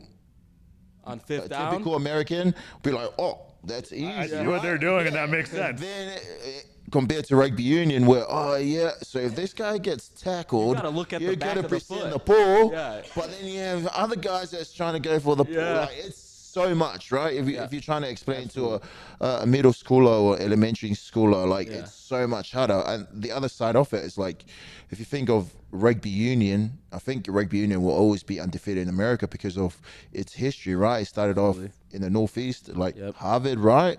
That's where it kind of started. Rugby in the United States was all the way from those top universities, and you've had like presidents that came out and publicly speak about rugby union, how they played when they were in university, and that most of higher ups, most of rich, let's just call it right, rich a lot of backing is from the union, right? And that's kind of the same as back in Australia, back in New Zealand too. Rugby union is more like the posh, the private school guys. That's the history of it, though, right? I mean, that's right. It's all the guys that couldn't really afford to play rugby union. They kind of, they were like, oh, we'll just go start off our own thing. And rugby league, was born. But in terms of them succeeding here, I think if we have a USA team and we actually fund a lot of money through it, I reckon they could be successful, because if you just in rugby league, if you get like a good dummy half, which is your 9, you get a good spine, which is your 6 and your 7, get a agility fullback. If you get those 4 players, you'll be all right. Yeah. The rest of it, you'll just have to be athletic, right? like needing and then compare that to Americans. We've got freaking, if you go get like 4 or something tight ends, or even like D ends, right? Or running backs, just big, solid. Like if you get a Derrick Henry to come and play prop, and you'll be like, hey, all you got to do is just carry, right? And just smash people. Like we could literally, as America, as the Falcons or the Hawks, right? The Hawks, we could have a really good team, but then we'll probably have to look at maybe exporting our 6, our 7, or maybe our dummy half, just to bring a little bit of experience in that department. But I think we could really do well if it does crack on here in the United States. It's big. Yeah. No, I think like you said, in rugby league, like you can have 5 integral positions, whereas like in union you need an elite tight head. Yeah, you need an elite 9. You need a line out specialist. Yeah. You need a 10 who's gonna kick. Right. Yeah. You need a 2 locks who are gonna be. You need a hooker that can throw. You need a hooker that can throw. You need a fullback that can see space. Yeah. You need wings that can execute kicks and run. It's a lot more intricate than league, where you can just be like, hey, you lunatic, run the ball. Yeah. Go straight. We're going to let you crash. We're going to give it to the other lunatic. He's going to run the ball. We're going to see those guys on the ground, and we're just going to get it to the edge. And then those lunatics on the edge that are really fast, really strong, they're going to run as hard as they can. Exactly. All right. Nikki's got some insight to bring in over here. Oh, no, I was just shouting out the chat. Go Fumba wants to know if you're not wearing socks with your tennis shoes. Which one? Who, me? I'm wearing socks. No. No, I am wearing He's socks. wearing There. ankle socks. Oh, Yeah, okay. this take is it called off, Tyler. swag, brother. I got yay. See my I got shoes, yay you don't want to swag, see dude. my shoes right I don't now. got freaking Don't take your Pago feet swag. off. You got mad shout out swag, bro. Those Goeppner. boots were hard. Notice those as soon as you got off the plane. Those are nice. But Those are fresh. Thank you, bro. Those Dude. are fresh. We're gonna have a good time Yeah, tonight. what were you guys even talking about? well, we were talking about the strategy of league. Well, so Jeff went into like why rugby union's great. It was good, That though. was It an was- example of the difference, and that was also the example of why it's so fucking hard to grow in this country. All right, like that. Like so, it was like a great. Everything's great about it, but like fuck that's hard to explain. I have It's a like, hot take. Hot take, Nikki. Go. Hot take, Nikki. And I don't want to say this because this is a Wait, rugby show. wait. Air horns. Okay, yeah. Thank you. Hot take. I think a big problem with growing rugby here is honestly like rugby fans. Like Ooh. like they're all kind of like Air horns. oh, air horns. Yeah. Crazy. Rugby fans are like hipsters, you know. It's like we were here first, like like they don't do it this way. It should be done like that way. It's like anytime someone new comes in, they're like, no. Like I played for the fucking Hartford goddamn Harpoons in '96. You don't know real rugby. It's like they're not really welcoming. It feels like, and they're very critical of everything, like any like Premier Sevens or MLR. Like they don't really welcome anything trying to grow, and they're just hypercritical. Damn, dude. That is. I mean, I think like there are people who've helped build this game since, like Pago said earlier, since like the 1960s, 1950s, and they kind of feel slighted in the way by the way rugby's gone in the States. And yeah, you can be a huge critic of the game, but at the end of the day, like one of the great coaches said is like if you're not playing the game, you need to be coaching the game. If you're not coaching the game, you need to be putting your money into the game, because But like that's what's going going to support the game. Like I'm just trying to watch some shit. Like I don't want to coach a team. Like what the hell? Why not? Because Nikki doesn't know how to. What you do then is you donate rugby money. Chicago Hounds, give my guys local season rugby tickets. clubs around you. They are 501(c)(3)s around you that you can donate money to help Jeff youth is rugby. ruining rugby. The growth of Oh rugby. my God! No, you're saying it's players. Dude, being a player, I am though. hypercritical. I will be honest. But I am that's hypercritical. what makes Union special, right? It's our fans as well. We're rowdy sometimes, but then we're very protective of our own stuff, right? If that makes sense in some ways. Like we always talk about, we're gonna get on the field, we're gonna fuck this guy out, kind of thing.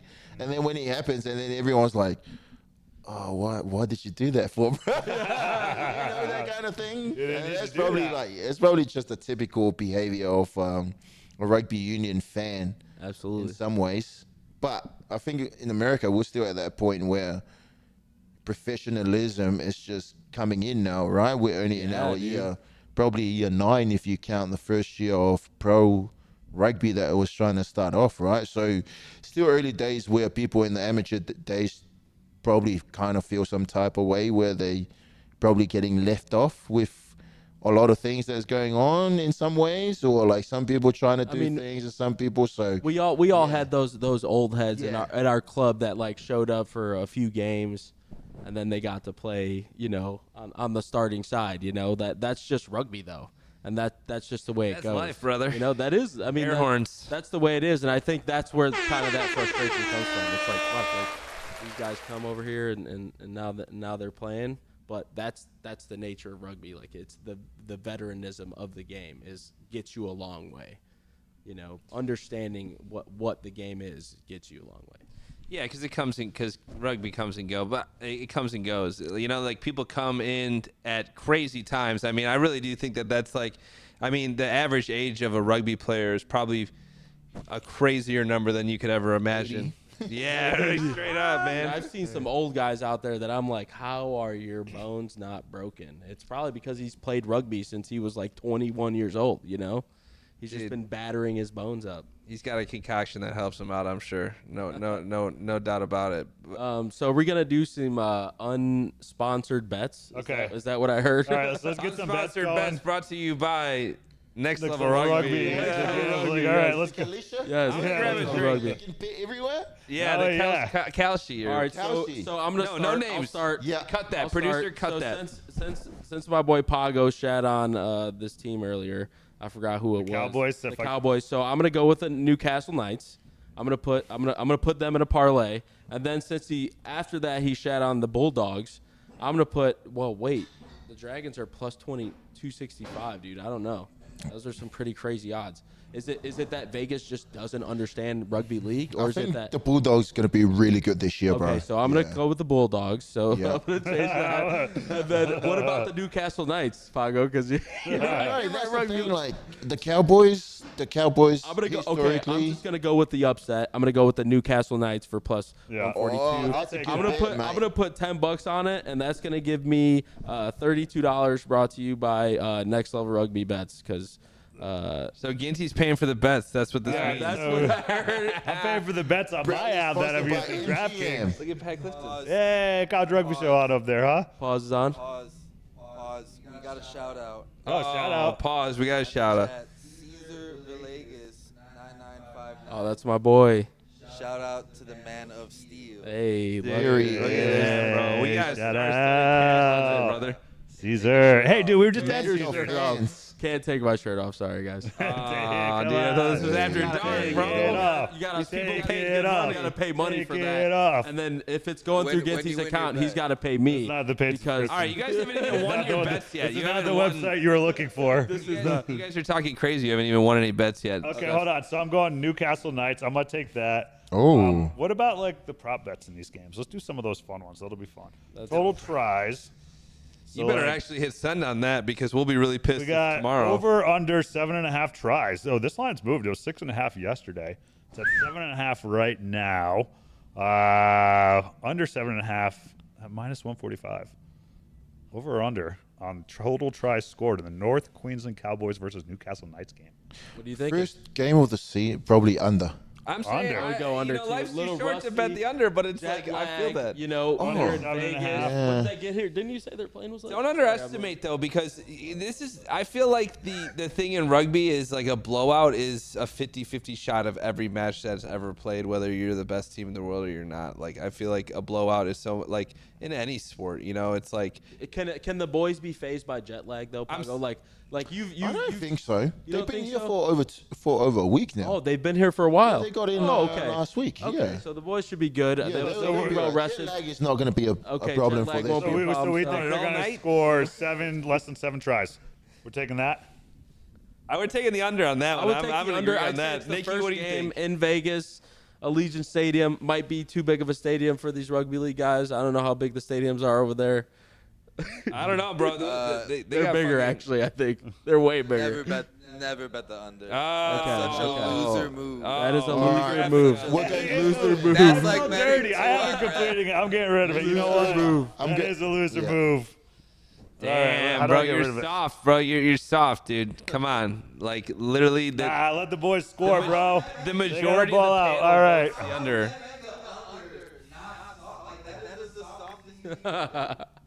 But I'm saying the All panel. right, let's go. 8 tries tomorrow, baby. 8 tries in the first game. 4 games. No, that's 4 that's tries apiece. Hey, under, there's dude. some pretty high scoring games Yeah, in it's rugby pretty- league. especially Yeah, it's- pretty. it's Yeah. Well, what I should just pull First up. round. Boys might be excited. Yeah. Up for it. First round. A Let's lot of have some teams fun in probably don't Vegas. Have their stuff sorted right I now. like this one. The race to 10 points. Who's going to score 10 points first? Cowboys. Cowboys. Okay. Does anybody have any insight in the chat? Do we have anybody with any brains in the chat? Like, Yeah, what the there's fuck no- are we? yeah. I Hey, was gonna Caesar, bet. tell us what I the was fucking gonna bet bet on based over on here. the logos. I'm gonna bet based on the logos. What's the first All match? right, go to the logos. Bulldogs and Dragons. Yeah. Well, Nikki's got the laptop Oh, up. He dude. can look up some. The Dragons looking up logo shit. is fucking sick, dude. I'm not looking. That's crazy. I want that on a shirt. Boys, make sure you put your VPN on. Yeah, I got it Yeah, on. that's why I couldn't bet. All right. My why account's They locked. want you to walk over to the circa. You know Another what? unsolicited, or sorry, an unsupported. So you're going what? Cowboys or Knights? So we're you went taking- Knights, right? Taking Knights to win. Oh, damn. We're Yeah, taking I'm the taking Knights over at 'cause 7.5. Because the Fraser. And then we're Fraser? taking Fraser? North Queensland Cowboys to score 10 points first. What? So you're taking the Knights to win, Cowboys to score 10 first? I'm all over the place, baby. Okay, so how many tries are you? We're going 7 and over. Yeah, but now we're betting the over because Nikki came in after a majority decision. That's just like a Newcastle game. He was things are ever persuasive, man. decided. Hey, he was ever. persuasive. Like what? That make no sense. We had a majority Next decision. level rugby. Yeah. We root for points. Yeah. We go for points. Yeah, put that on a shirt. Take the points. Let us know if you'd buy that shirt because we're gonna be down money after this bet. How are you gonna watch a rugby game and be like, oh, I hope they don't score here? Of course I don't hope that, but I'm saying if we're thinking strategically here, based fucking on our very minimal, only gut instinct, really, we could put on some highlights, but All right, you so know, we got some bets working on that. So then we got the next game, the Dragons versus the Bulldogs. Pago's already kind of gone all in on the Bulldogs, huh? I mean, they're minus Stuff the 310. doggies, man. Stuff the doggies. I'm going Dragons, bro. Yeah? the dogs, mate. I'm gonna go Dragons just because Cooler logo. all my two of my best mates are doggies fans. Yeah. Okay. They've been talking smack Okay. over the off season. So, you know, if you're watching, boys, doggies suck. There's a lot of. I'm gonna tell you, of all the jerseys I've seen around walking around Vegas, It's a really good jersey, man. the Bulldog golden one? No, the blue one. Blue and The white. one, the yellow. The gold hockey bro. jersey. What team is that? That's the tournament jersey. Oh, that's okay. Yeah, That tournament jersey's- jersey? Yeah, dude, it's a That hockey jersey's jersey. icy, dude. dude. Yeah, dude, it's Hockey jersey. Hockey jersey? Hockey sold, jersey. bro. Oh, damn. They got like basketball jerseys. They got some Really? cool kit. That's another thing about them is like they don't know even how get to me started on the They know MLR how to kit, show bro. some really cool Don't get me kit. You started. know. I mean, this is cool. I got this. This is an exclusive drop. You can. This is from the draft. So you know, Debatable. I don't know how it ended up in my possession. All right, so since Nikki talked us into it, we're the total tries over 6.5. We're going with scoring, baby. Yeah. We need to see lots of points here in Vegas. I'm gonna be pissed if that's not the case and the majority got It'd be like I don't like those odds. it'd be I how don't like those ruined odds. Nikki's momentum last night at the. This is exactly what roulette Vegas table. wants. This is what Vegas wants. Just like how I ruined it. No, it wasn't for. this Yeah, is you karma. did ruin it. Thanks, Jeff. You You brought did this ruin upon it, us. Jeff. Tyler, if you're so confident, bet the under. Why are you? No, this is a next level rugby sponsored event. No, no, you know, no, our no, no, betting Ah, odds. dude, I mean, this is America, baby. Free will. Make up your own mind. The provider that I use. Go look at your logo. Do the logo test. Do the logo Logo test. test has me going with the Dragons. Where your mouth Let me see that logo. You want me to bet on the Dragons logo? Look at that. Producer, can you pull up the Dragons logo? Shut up. Dragons and the Bulldogs. All right, that's not in the Oh, budget. that's like a Welsh dragon. I know. No, it's more like the the Georgia St. George, arms. yeah. Like it's like the the Georgia coat of arms. I know Nikki knows about flags and stuff. We've been on a big flag kick. So On a big flag kick? on a big flag kick, you know, like we do the test on Google to see if you know the flag, what country the flag is, when they just show you a he picture was of it. saying that you guys have been doing that lately, and you It's- guys have been expanding your knowledge on countries. Yeah, bro. And their flags. I don't even want to get you started on what really But gets my what he my said was knowledge that you expanding. guys still have no idea where they are.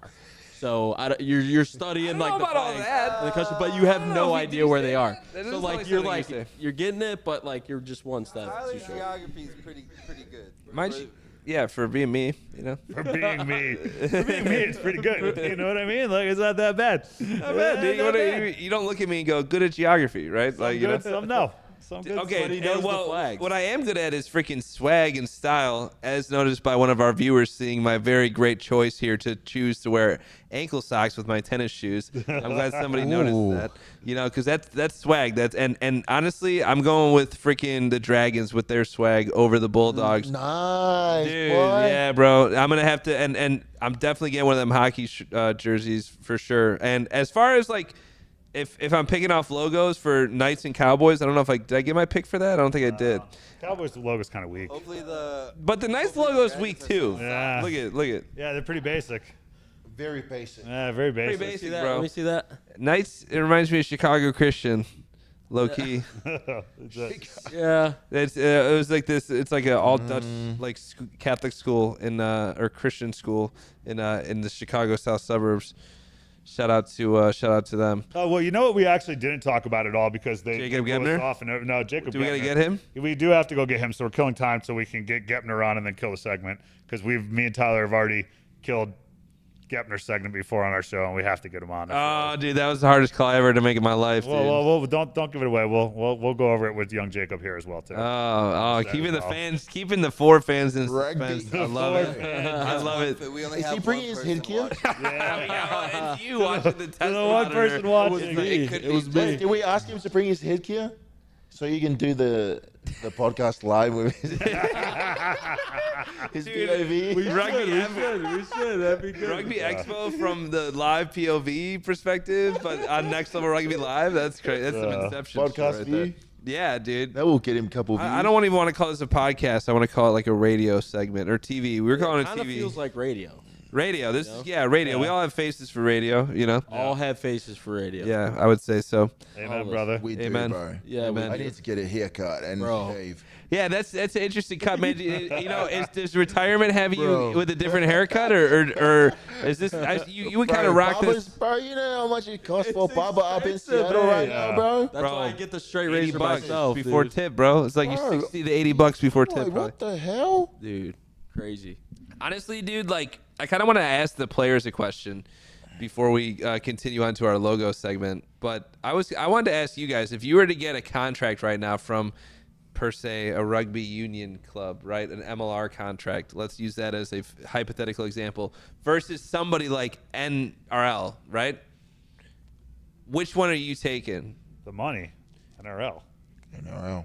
Yes. The money. And you're going. What do you mean? Like, meaning are you that's just talking about any rugby union team, That's or basically you fully committing to doing league because that's going to be your source of money. It's not like there's going to be another union like league that's going to pay you necessarily. Like if you join rugby league, you're going to hope to stay in that league. Just like if you chose an MLR contract over a league contract, right? Yeah, I mean that's just like a difficult conversation because, you know, league does provide you the opportunity to represent your country, but it's not at the stage that union has, right? Like if you go to a union game, like you play against the All Blacks, you play against Scotland, you play against like Ireland, like you play against those legendary clubs and those countries.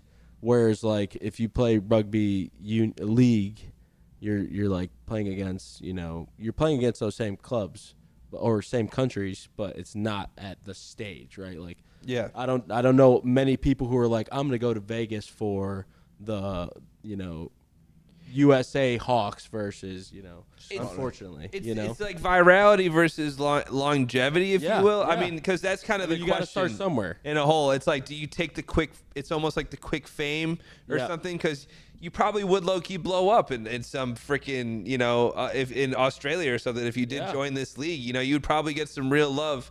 Like, you know, you could tell that, you know, well, even though he's living in Cleveland, Ohio, like Fraser definitely knew all about this league, whether he had participated in it or not. Like it's in his country, it's big. It's he's fucking, Australian. Yeah, So exactly. It's big in massive. Australia. It's like, but if Australia has money to pay you for their league that they're doing, it's like it's good for American players because, like, for instance, I had this young guy named Gus Skoll. Shout out Gus Skoll. He played with the Lions this fall. He got a contract to go out to Australia and play for one of these development NRL things. But not only does that help him, he's a 22-year-old kid. Not only does that help him now, but it's going to help develop him to be a better rugby player, to see things, the game a little bit slower because it's so much faster there. He's going to be able to like be a bit more physical because they are a bit more physical. They have a bit more finesse over there because the game hasn't grown that much here. And for him to go out there and experience that, it's only going to make him better. Once he comes back here, he's going to be 1,000 times better of a rugby player than he was because he has that growth mindset. So, like, I think that's the biggest thing is just, like, having that mindset to, like, you know, keep getting better. I said players, Ginty. I said players. Pago. I'm just kidding. I was gonna say, when the fuck is Goeppner getting here? I want to get. I want to finish this podcast. Yeah. For the one viewer that might not still be out there, thank you for tuning in. Tuning in, man. Yeah. Shout out. Or a woman. Dude, we had chat engagement, bro. We had chat engagement. You know, you gotta love that. We didn't even finish our picks. Watching. Who? Love you, honey. Hey, shout out Caitlin, shout out Evie, shout out Percy, shout out Darcy. My Caitlin's not even watching. I'm not even getting the view count for my own account at home. Damn, the count of the Caitlins here. Yeah. But we didn't even finish our I finished my bet. Yeah, no, not all the bets. What about we didn't even go Broncos and Panthers? No, dude. that's not here. No? Where's that at? Not here. We're not betting on all. Did we bet on all the ones that are here? Yeah, we So bet on way the cooler logos. We don't know where to find the English League one. The Eels. Well, I got that shit. I think right. Check it out. Be my fact checker. You want to be my Snopes? Oh, Is Goeppner coming on? Yeah, he's we're supposed to. He's probably having a problem parking his RV.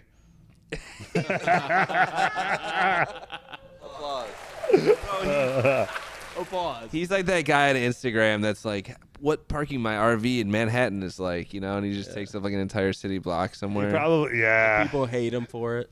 Yeah, but low-key, he's able to do it. Nah, dude. Nah, Goeppner's a likable guy, man, and he's a hustler.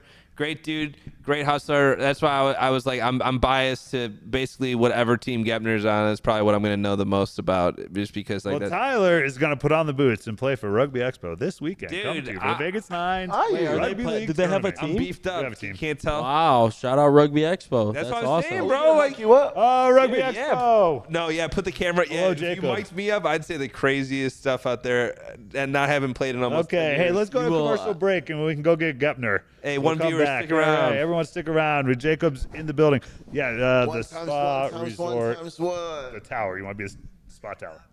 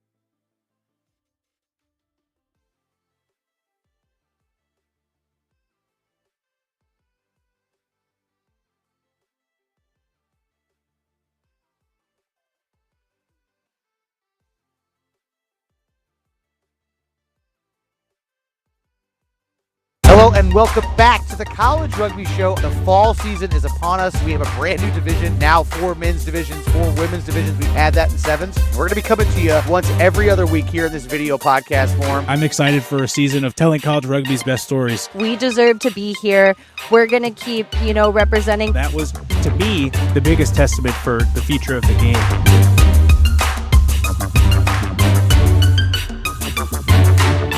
Yeah, we'll get unhinged, but first let's talk about the Free Jacks. You took Pago's opportunity of getting three of those rings and 3 tattoos away from him this past year. But just what's it like working for the Free Jacks and working here in America? Yeah, apologies, Pago. I didn't play much on-field role in making that happen. But I love working for the Free Jacks. So, I think Mags, our CEO, has got such a creative, really, entrepreneurship mindset, and that I think comes out to what the Free Jacks are now as a brand, and we really put our community first, and we really care about our people. We're pretty fortunate in my role to get out around New England and meet the wonderful, New England rugby community and the wacky fans that we have out there. But Pago, you've played at our Fort Quincy, and you know what an environment that could be. And it's not just the footy on the field; it's the beers flowing in the stands. It's the second loudest crowd in Major League after Seawall. The Seawall, yeah, absolutely.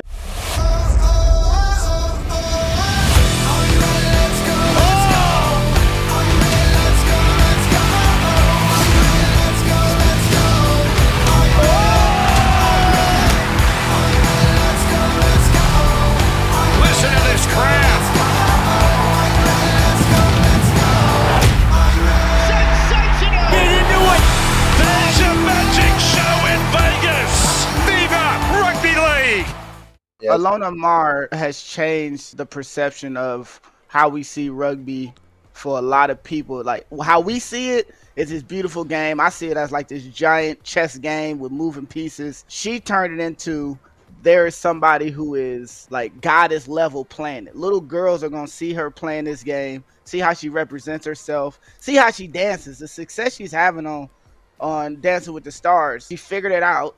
She's getting rave reviews. She has a supportive rugby community.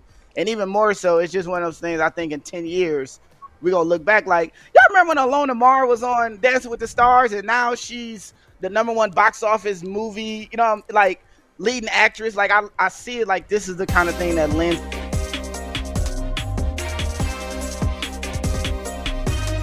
Welcome back to Next Level Rugby Live here at the Golden Nugget outside of Fremont Street, the Myrtle Beach of Las Vegas. And we've got a new guest that just stepped on that we've been waiting for, hot off the training pitch, rocking the shades, killing it with the fucking kit right now. Jacob, Mr. Rugby Expo Goeppner in the house. Give me the applause. Come on, clap the applause.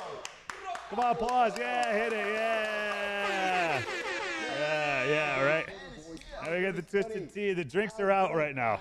How good is footy, mate? Vegas, baby, we're here. Thank you for the nice introduction, Ryan. I'm just fired up, man. The team's looking good. Vegas is a great time. I'm here to win this money, put it all on black. I'm a win. Oh, man. Okay, come on. They're setting me up for. There we go. Perfect.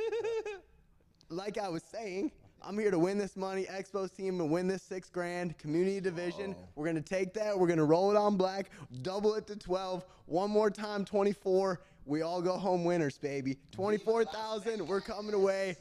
Big winners. Rugby Expo team. We're out here on the hunt. I fucking love it. Community division, baby. We'll drink to that. Quick sip, boys. Wow. Hey, cheers to that, right? You boys are watching from home. Get fired up about it. Tune in. NRL.com. This weekend, Rugby Expo team is on the hunt. All right, who you got on the hunt with you? Who's hunting with you? See, I can't just drop all the roster names, but we got some dangerous. We got a little bit of news. Wait. All right, you think? Trust me, the one person watching this right now isn't going to be trading secrets. We're in the community division, and we're dropping the roster out. A little bit of combo. But for 6 G's in the community division. It's insane. A lot of money. There's my 6 bands. And when you take that Southside mentality and you say black is what I should bet this on and turn it into 12 grand. Right. 24. Right. Winning mentality. You guys heard it here first. Brother. 24 bands are walking out of this scot-free. I'm going to be rocking a gold chain by the end of this weekend, man. Gold chain. I'm not playing around. Don't bring Jeff with you to the roulette wheel when you guys are doing that. Don't kill you on the roulette wheel. Randy Savage.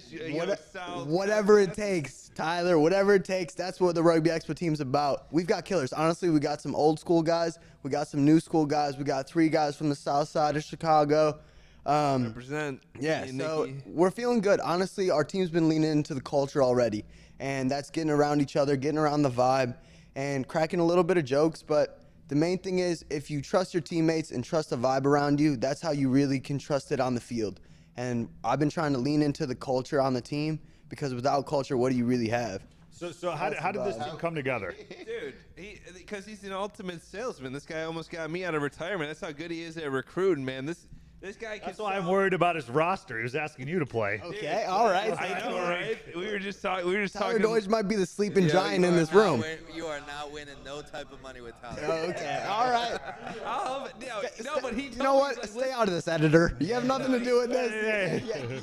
He literally. Stay out of this. He told me, he's like, listen, if you want to just come for the vibes, he's like, it's all good. But if you want to play, you can play. It's like, and I was like, you know what? That alone, like, boys play, eh? Yeah, man. Boys play, man. Dude, I've known this guy for a long time. He's quite the savage, bro. And he's pretty worldwide. He's pretty intercontinental, or outer continent. So you were talking about your team is going straight into experience the culture side of the things. You've been speaking a lot about culture things. So which nightclub you guys are having your training session at tonight? It's about the culture. You're in Vegas, so how much are you guys gonna spend? How far are we leaning into the culture? Casino you guys how far are you guys going down that road?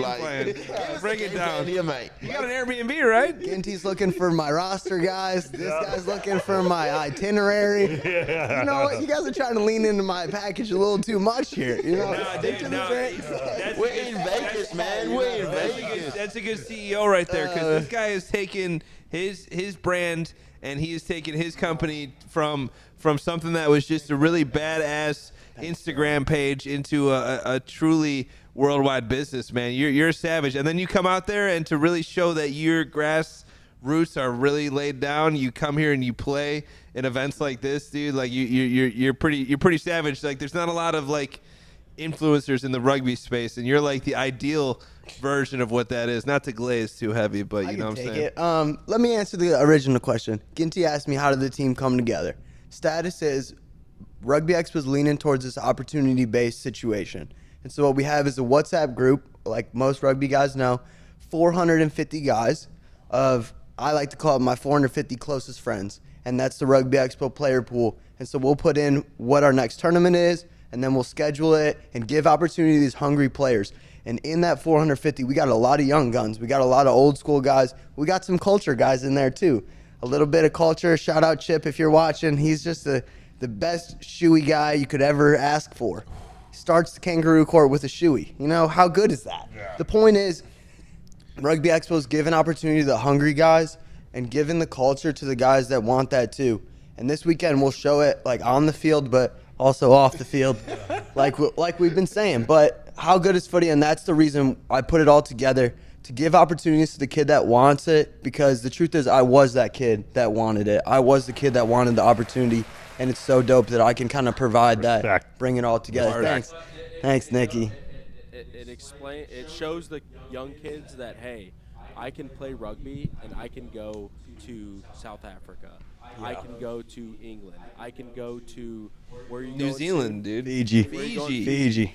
He's going to Fiji soon. So, it shows that young kid, if I work hard at this, because you have worked hard. Thanks, You've had amazing opportunities in the MLR. Preach, Jeff, preach. And stuff like that, So, to show that, hey, this can still happen for you, regardless of if you're able to play in the comp here. You can still go and travel and compete at a high level. It's kudos to you and your hard work. Thank you, homie. Yeah. And I'm just, like I said, like you said, it's about opening doors.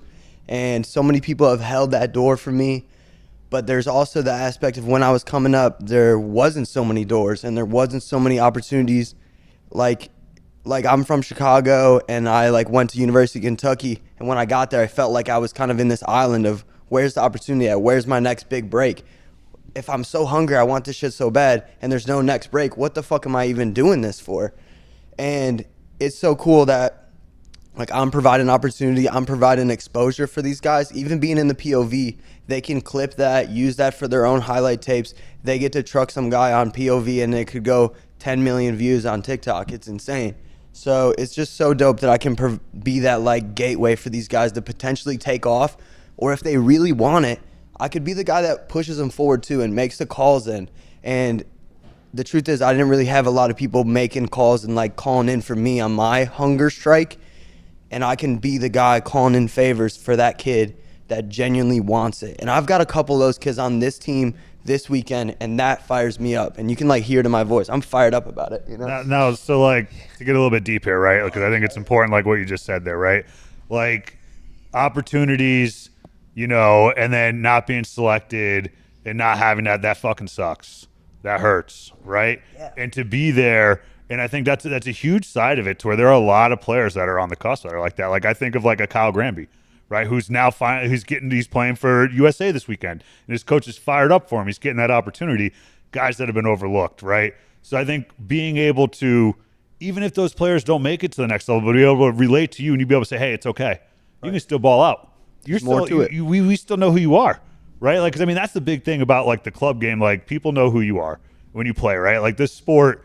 What you do on the pitch, like people remember that, right? Like people know that, right? And you know, and like back to like what Tyler was saying, everything about you, dude. Like hats off, bro. Like what you've built is fucking awesome.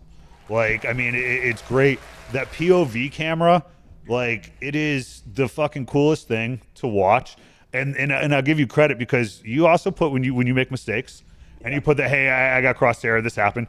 Fortunately, you're dicing up a lot of people in it. Right, so I mean it's like that, but that aspect. What would you see with that POV view, like the future of that? Like, what's obviously you're showing people like what it is in the game, but like, what other laterals can you do with that? What is the future of it? We'll start with the first thing. It ain't all sunshine and rainbows out there, but that's life. That's rugby. So you're kind of like faking your audience or the people that like are fans of Rugby Expo if I only show them the rainbows and the sunshine. The truth is I fuck up. I make mistakes out there.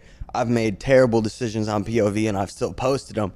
But what makes me feel better about it is I know there's a 7-year-old kid, my bad, quick burp, 14-year-old kid grinding, watching Rugby Expo videos, and he gets to learn from my mistake. And I think that's sick. So I like to remind myself, who am I to get all caught up in my head when this video could help some other kid on his grind, and me holding it back from the world could hold him back in that sense. So I try to like remind myself, even when it gets super cringy, like I kicked a ball into this dude's hands and he scored a try, so that like it gets super cringy. Hurts to look back at. Okay, another drink, Twisted Tea. Run that back. Producer, Twisted Tea. Yeah, there we go, Nikki. Act like you care for a second, buddy. All right, you're the owner, man. Ask for the sponsors from Twisted Tea. Kush Cola. Back to your question, what is the future of POV?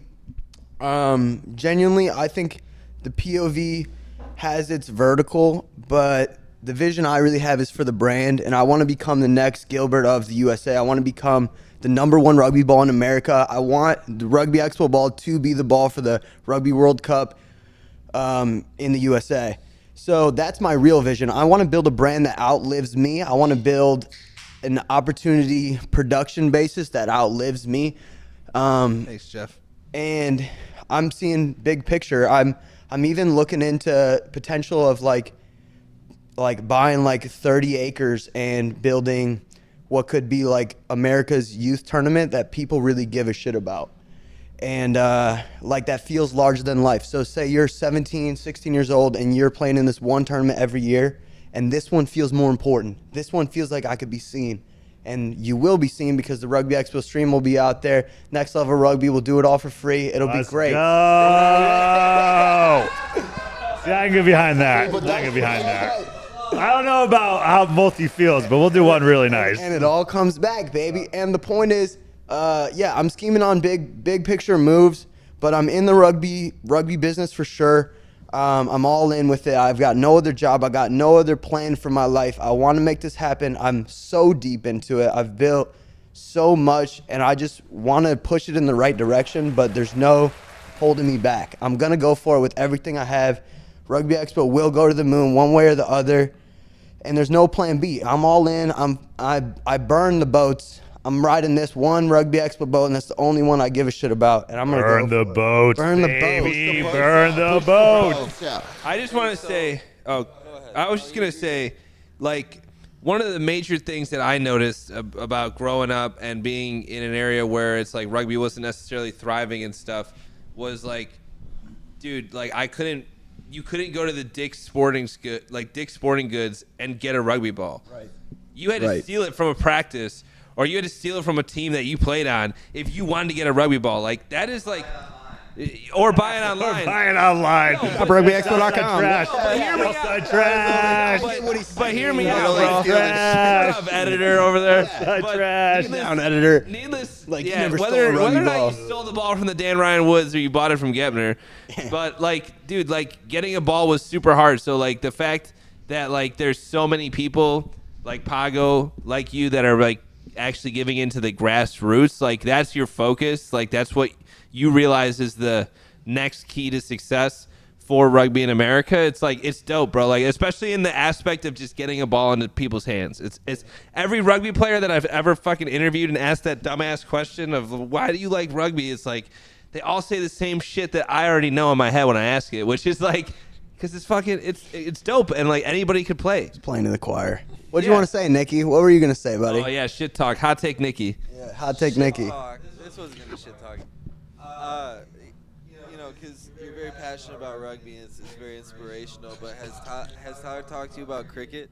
Do you think that might sway you? I got a quick cricket story for you. Yeah, let me hear. The story is I'm in South Africa, and this guy named Whethen, WHETN or whatever, he hits me up and he says, DJ? Do you want to play sixes cricket with me? And I'm like, dude, I'm here to shoot a video, but I guess cricket would be tight. And I thought I was going to be sick at cricket because I was pretty decent at baseball. First time they throw it, bam, slam the thing. Right? Yeah. Launched it. And I was like, dude, I'm fucking cricket goat. And after that, no wicket, a six. Yeah. Home run. After that, I got really out of it because I started taking pitches. I got really excited. I started taking pitches like in cricket, and if you do that too many times, you like totally fuck over your team. Mm-hmm. And unless you're doing test cricket, right? And I was not doing test cricket; I was doing sixes cricket, and I looked really dumb. Either way, nah, dude, you showed elite IQ and performance. Like we were willing to be in a test match team, dude. Like the USA can't even compete in test matches. All right, I just like gotta finish this stupid story. So I play sixes cricket. I do mediocre at best, and then this guy was supposed to drive me to my game after, and on our drive back, homeboy decides to skip the last gas station. We run out of gas in South Africa. Now I'm stranded. I'm about to miss my actual rugby game. I think it was like $85 in South Africa for a Uber because this guy literally $10 US dollars. Stranded me on the highway in South Africa. I called the Uber, make my game, whatever. Point is, if you're watching this, Whethen, I hate you. Wait. So cricket done. Yeah. Your cricket career was short-lived. Yeah. It's all right, even though you showed elite cricket Listen, now. buddy, I'm here for rugby, man. I'm here for rugby. Let's chat rugby, eh? There's no cricket expo. Let's chat rugby. Cricket expo's dead. Kiss it goodbye. I don't know about all that. Kiss it goodbye. That's not going the distance. That's getting no views. No, he said he burned all the boats, bro. You can't. Burn the boats. Burn the boats. I'm on rugby, man. That's They're what on I'm fire, here dude. for. They're on fire. His I'm here boat to is sleep not. in the Golden Nugget tonight. Do push-ups with this guy. Win $24,000 at the roulette table. And me and T. Doidge might even steal a couple rugby balls, man. Whatever it takes, that's what I'm here in Vegas for. Back to old times, man. Doing push-ups. I'm retired, mate. Like, what are you doing? Like, exactly. Bro, where can I get a Rugby Expo jersey though? Like, Dude, I'll take it off right now. This is yours. I don't think I want that one. Definitely not. But honestly, live kit getting trade. worn. Live kit trade. Live kit trade. For the Toronto Arrows jersey? Oh, dude, the Toronto Arrows. Oh, wow. Give me an Expo jersey. Oh, wait, why do I got to give you something? Why do I got to give you something? Tyler stole that jersey from my closet. No, I didn't, bro. That's Loki Nicky's jersey. That's so not true. He can't catch rated because it's not even his. It's from the draft, technically, from MLR. Like, this is, like, they at that point in time, they handed the jersey to the player for them to, like, basically hold up for TV, and then they took it back. And I they thought just this was reused a the rugby same one. pod, and I got turned down on the live jersey trade. So whatever. Guess I'll just go back to drinking. Well, I mean, I guess that's one way to end it. I'll go back to drinking, man. Whatever. Fine. All right, and on that note, I think from we got anything else? Got anything else to talk about?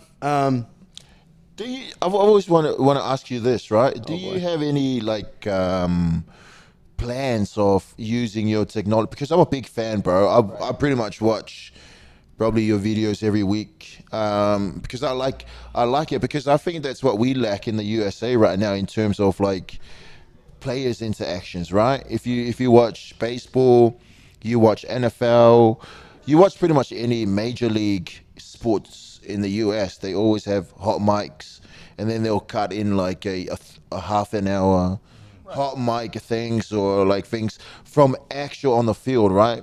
But in rugby, we don't really have that. Do you have like maybe a plan of maybe getting into that space where you could, you know, not only grow your brand, but also, you know, make that interaction between players and fans a little bit more intimate, especially here in America, because it's, you know, people loves that kind of stuff here, right? Honest answer is it sounds cool. I know what you're talking about. Yep. But in America, we also have what's called medical liability and liability, and that can get a little dicey. Insurance can get a little bit dicey. So the truth is, I'm pushing Rugby Expo. I'm pushing myself forward, and I'm doing everything I can to go crazy with it. Mm-hmm. But if you let too many people in to a good dynasty, it starts to go downhill. Yep. And too many outside voices, like kind of like rugby. Low-key, if you have a good captain, everyone else should just shut the fuck up. If you have a good captain and you have 3 other guys that want to put their 6 cents in there, 5 cents, 2 cents, whatever, that's when your team starts to go downhill. Amen. And the truth is, man, I'm trying to set it up in a way that it really goes the distance. Yep. And the only way I can assure it goes the distance is if I don't have outside voices in my head. Start slow. Amen, brother. Oh, you Amen. felt that one to the fucking core. Hey, fucking. He's bricked up. Ginty's bricked up. Cheers, baby. Next level rugby felt that on a personal level. Well, I think that there's no better way to end that, man. But hey, Jacob Goeppner, Rugby fucking Expo in the house. We made it, baby. Excited for your team. Excited for that 24K, and we'll be robbing him before we leave Vegas. Yes, on sir. that note, I will do an off-camera jersey swap. all right, everybody. That's Next Level Rugby Live from the Vegas edition here, 2026. Just kicking off something new, you know, having some fun, and yeah, we're gonna go fuck up Vegas now. Sweet. Thank you for watching.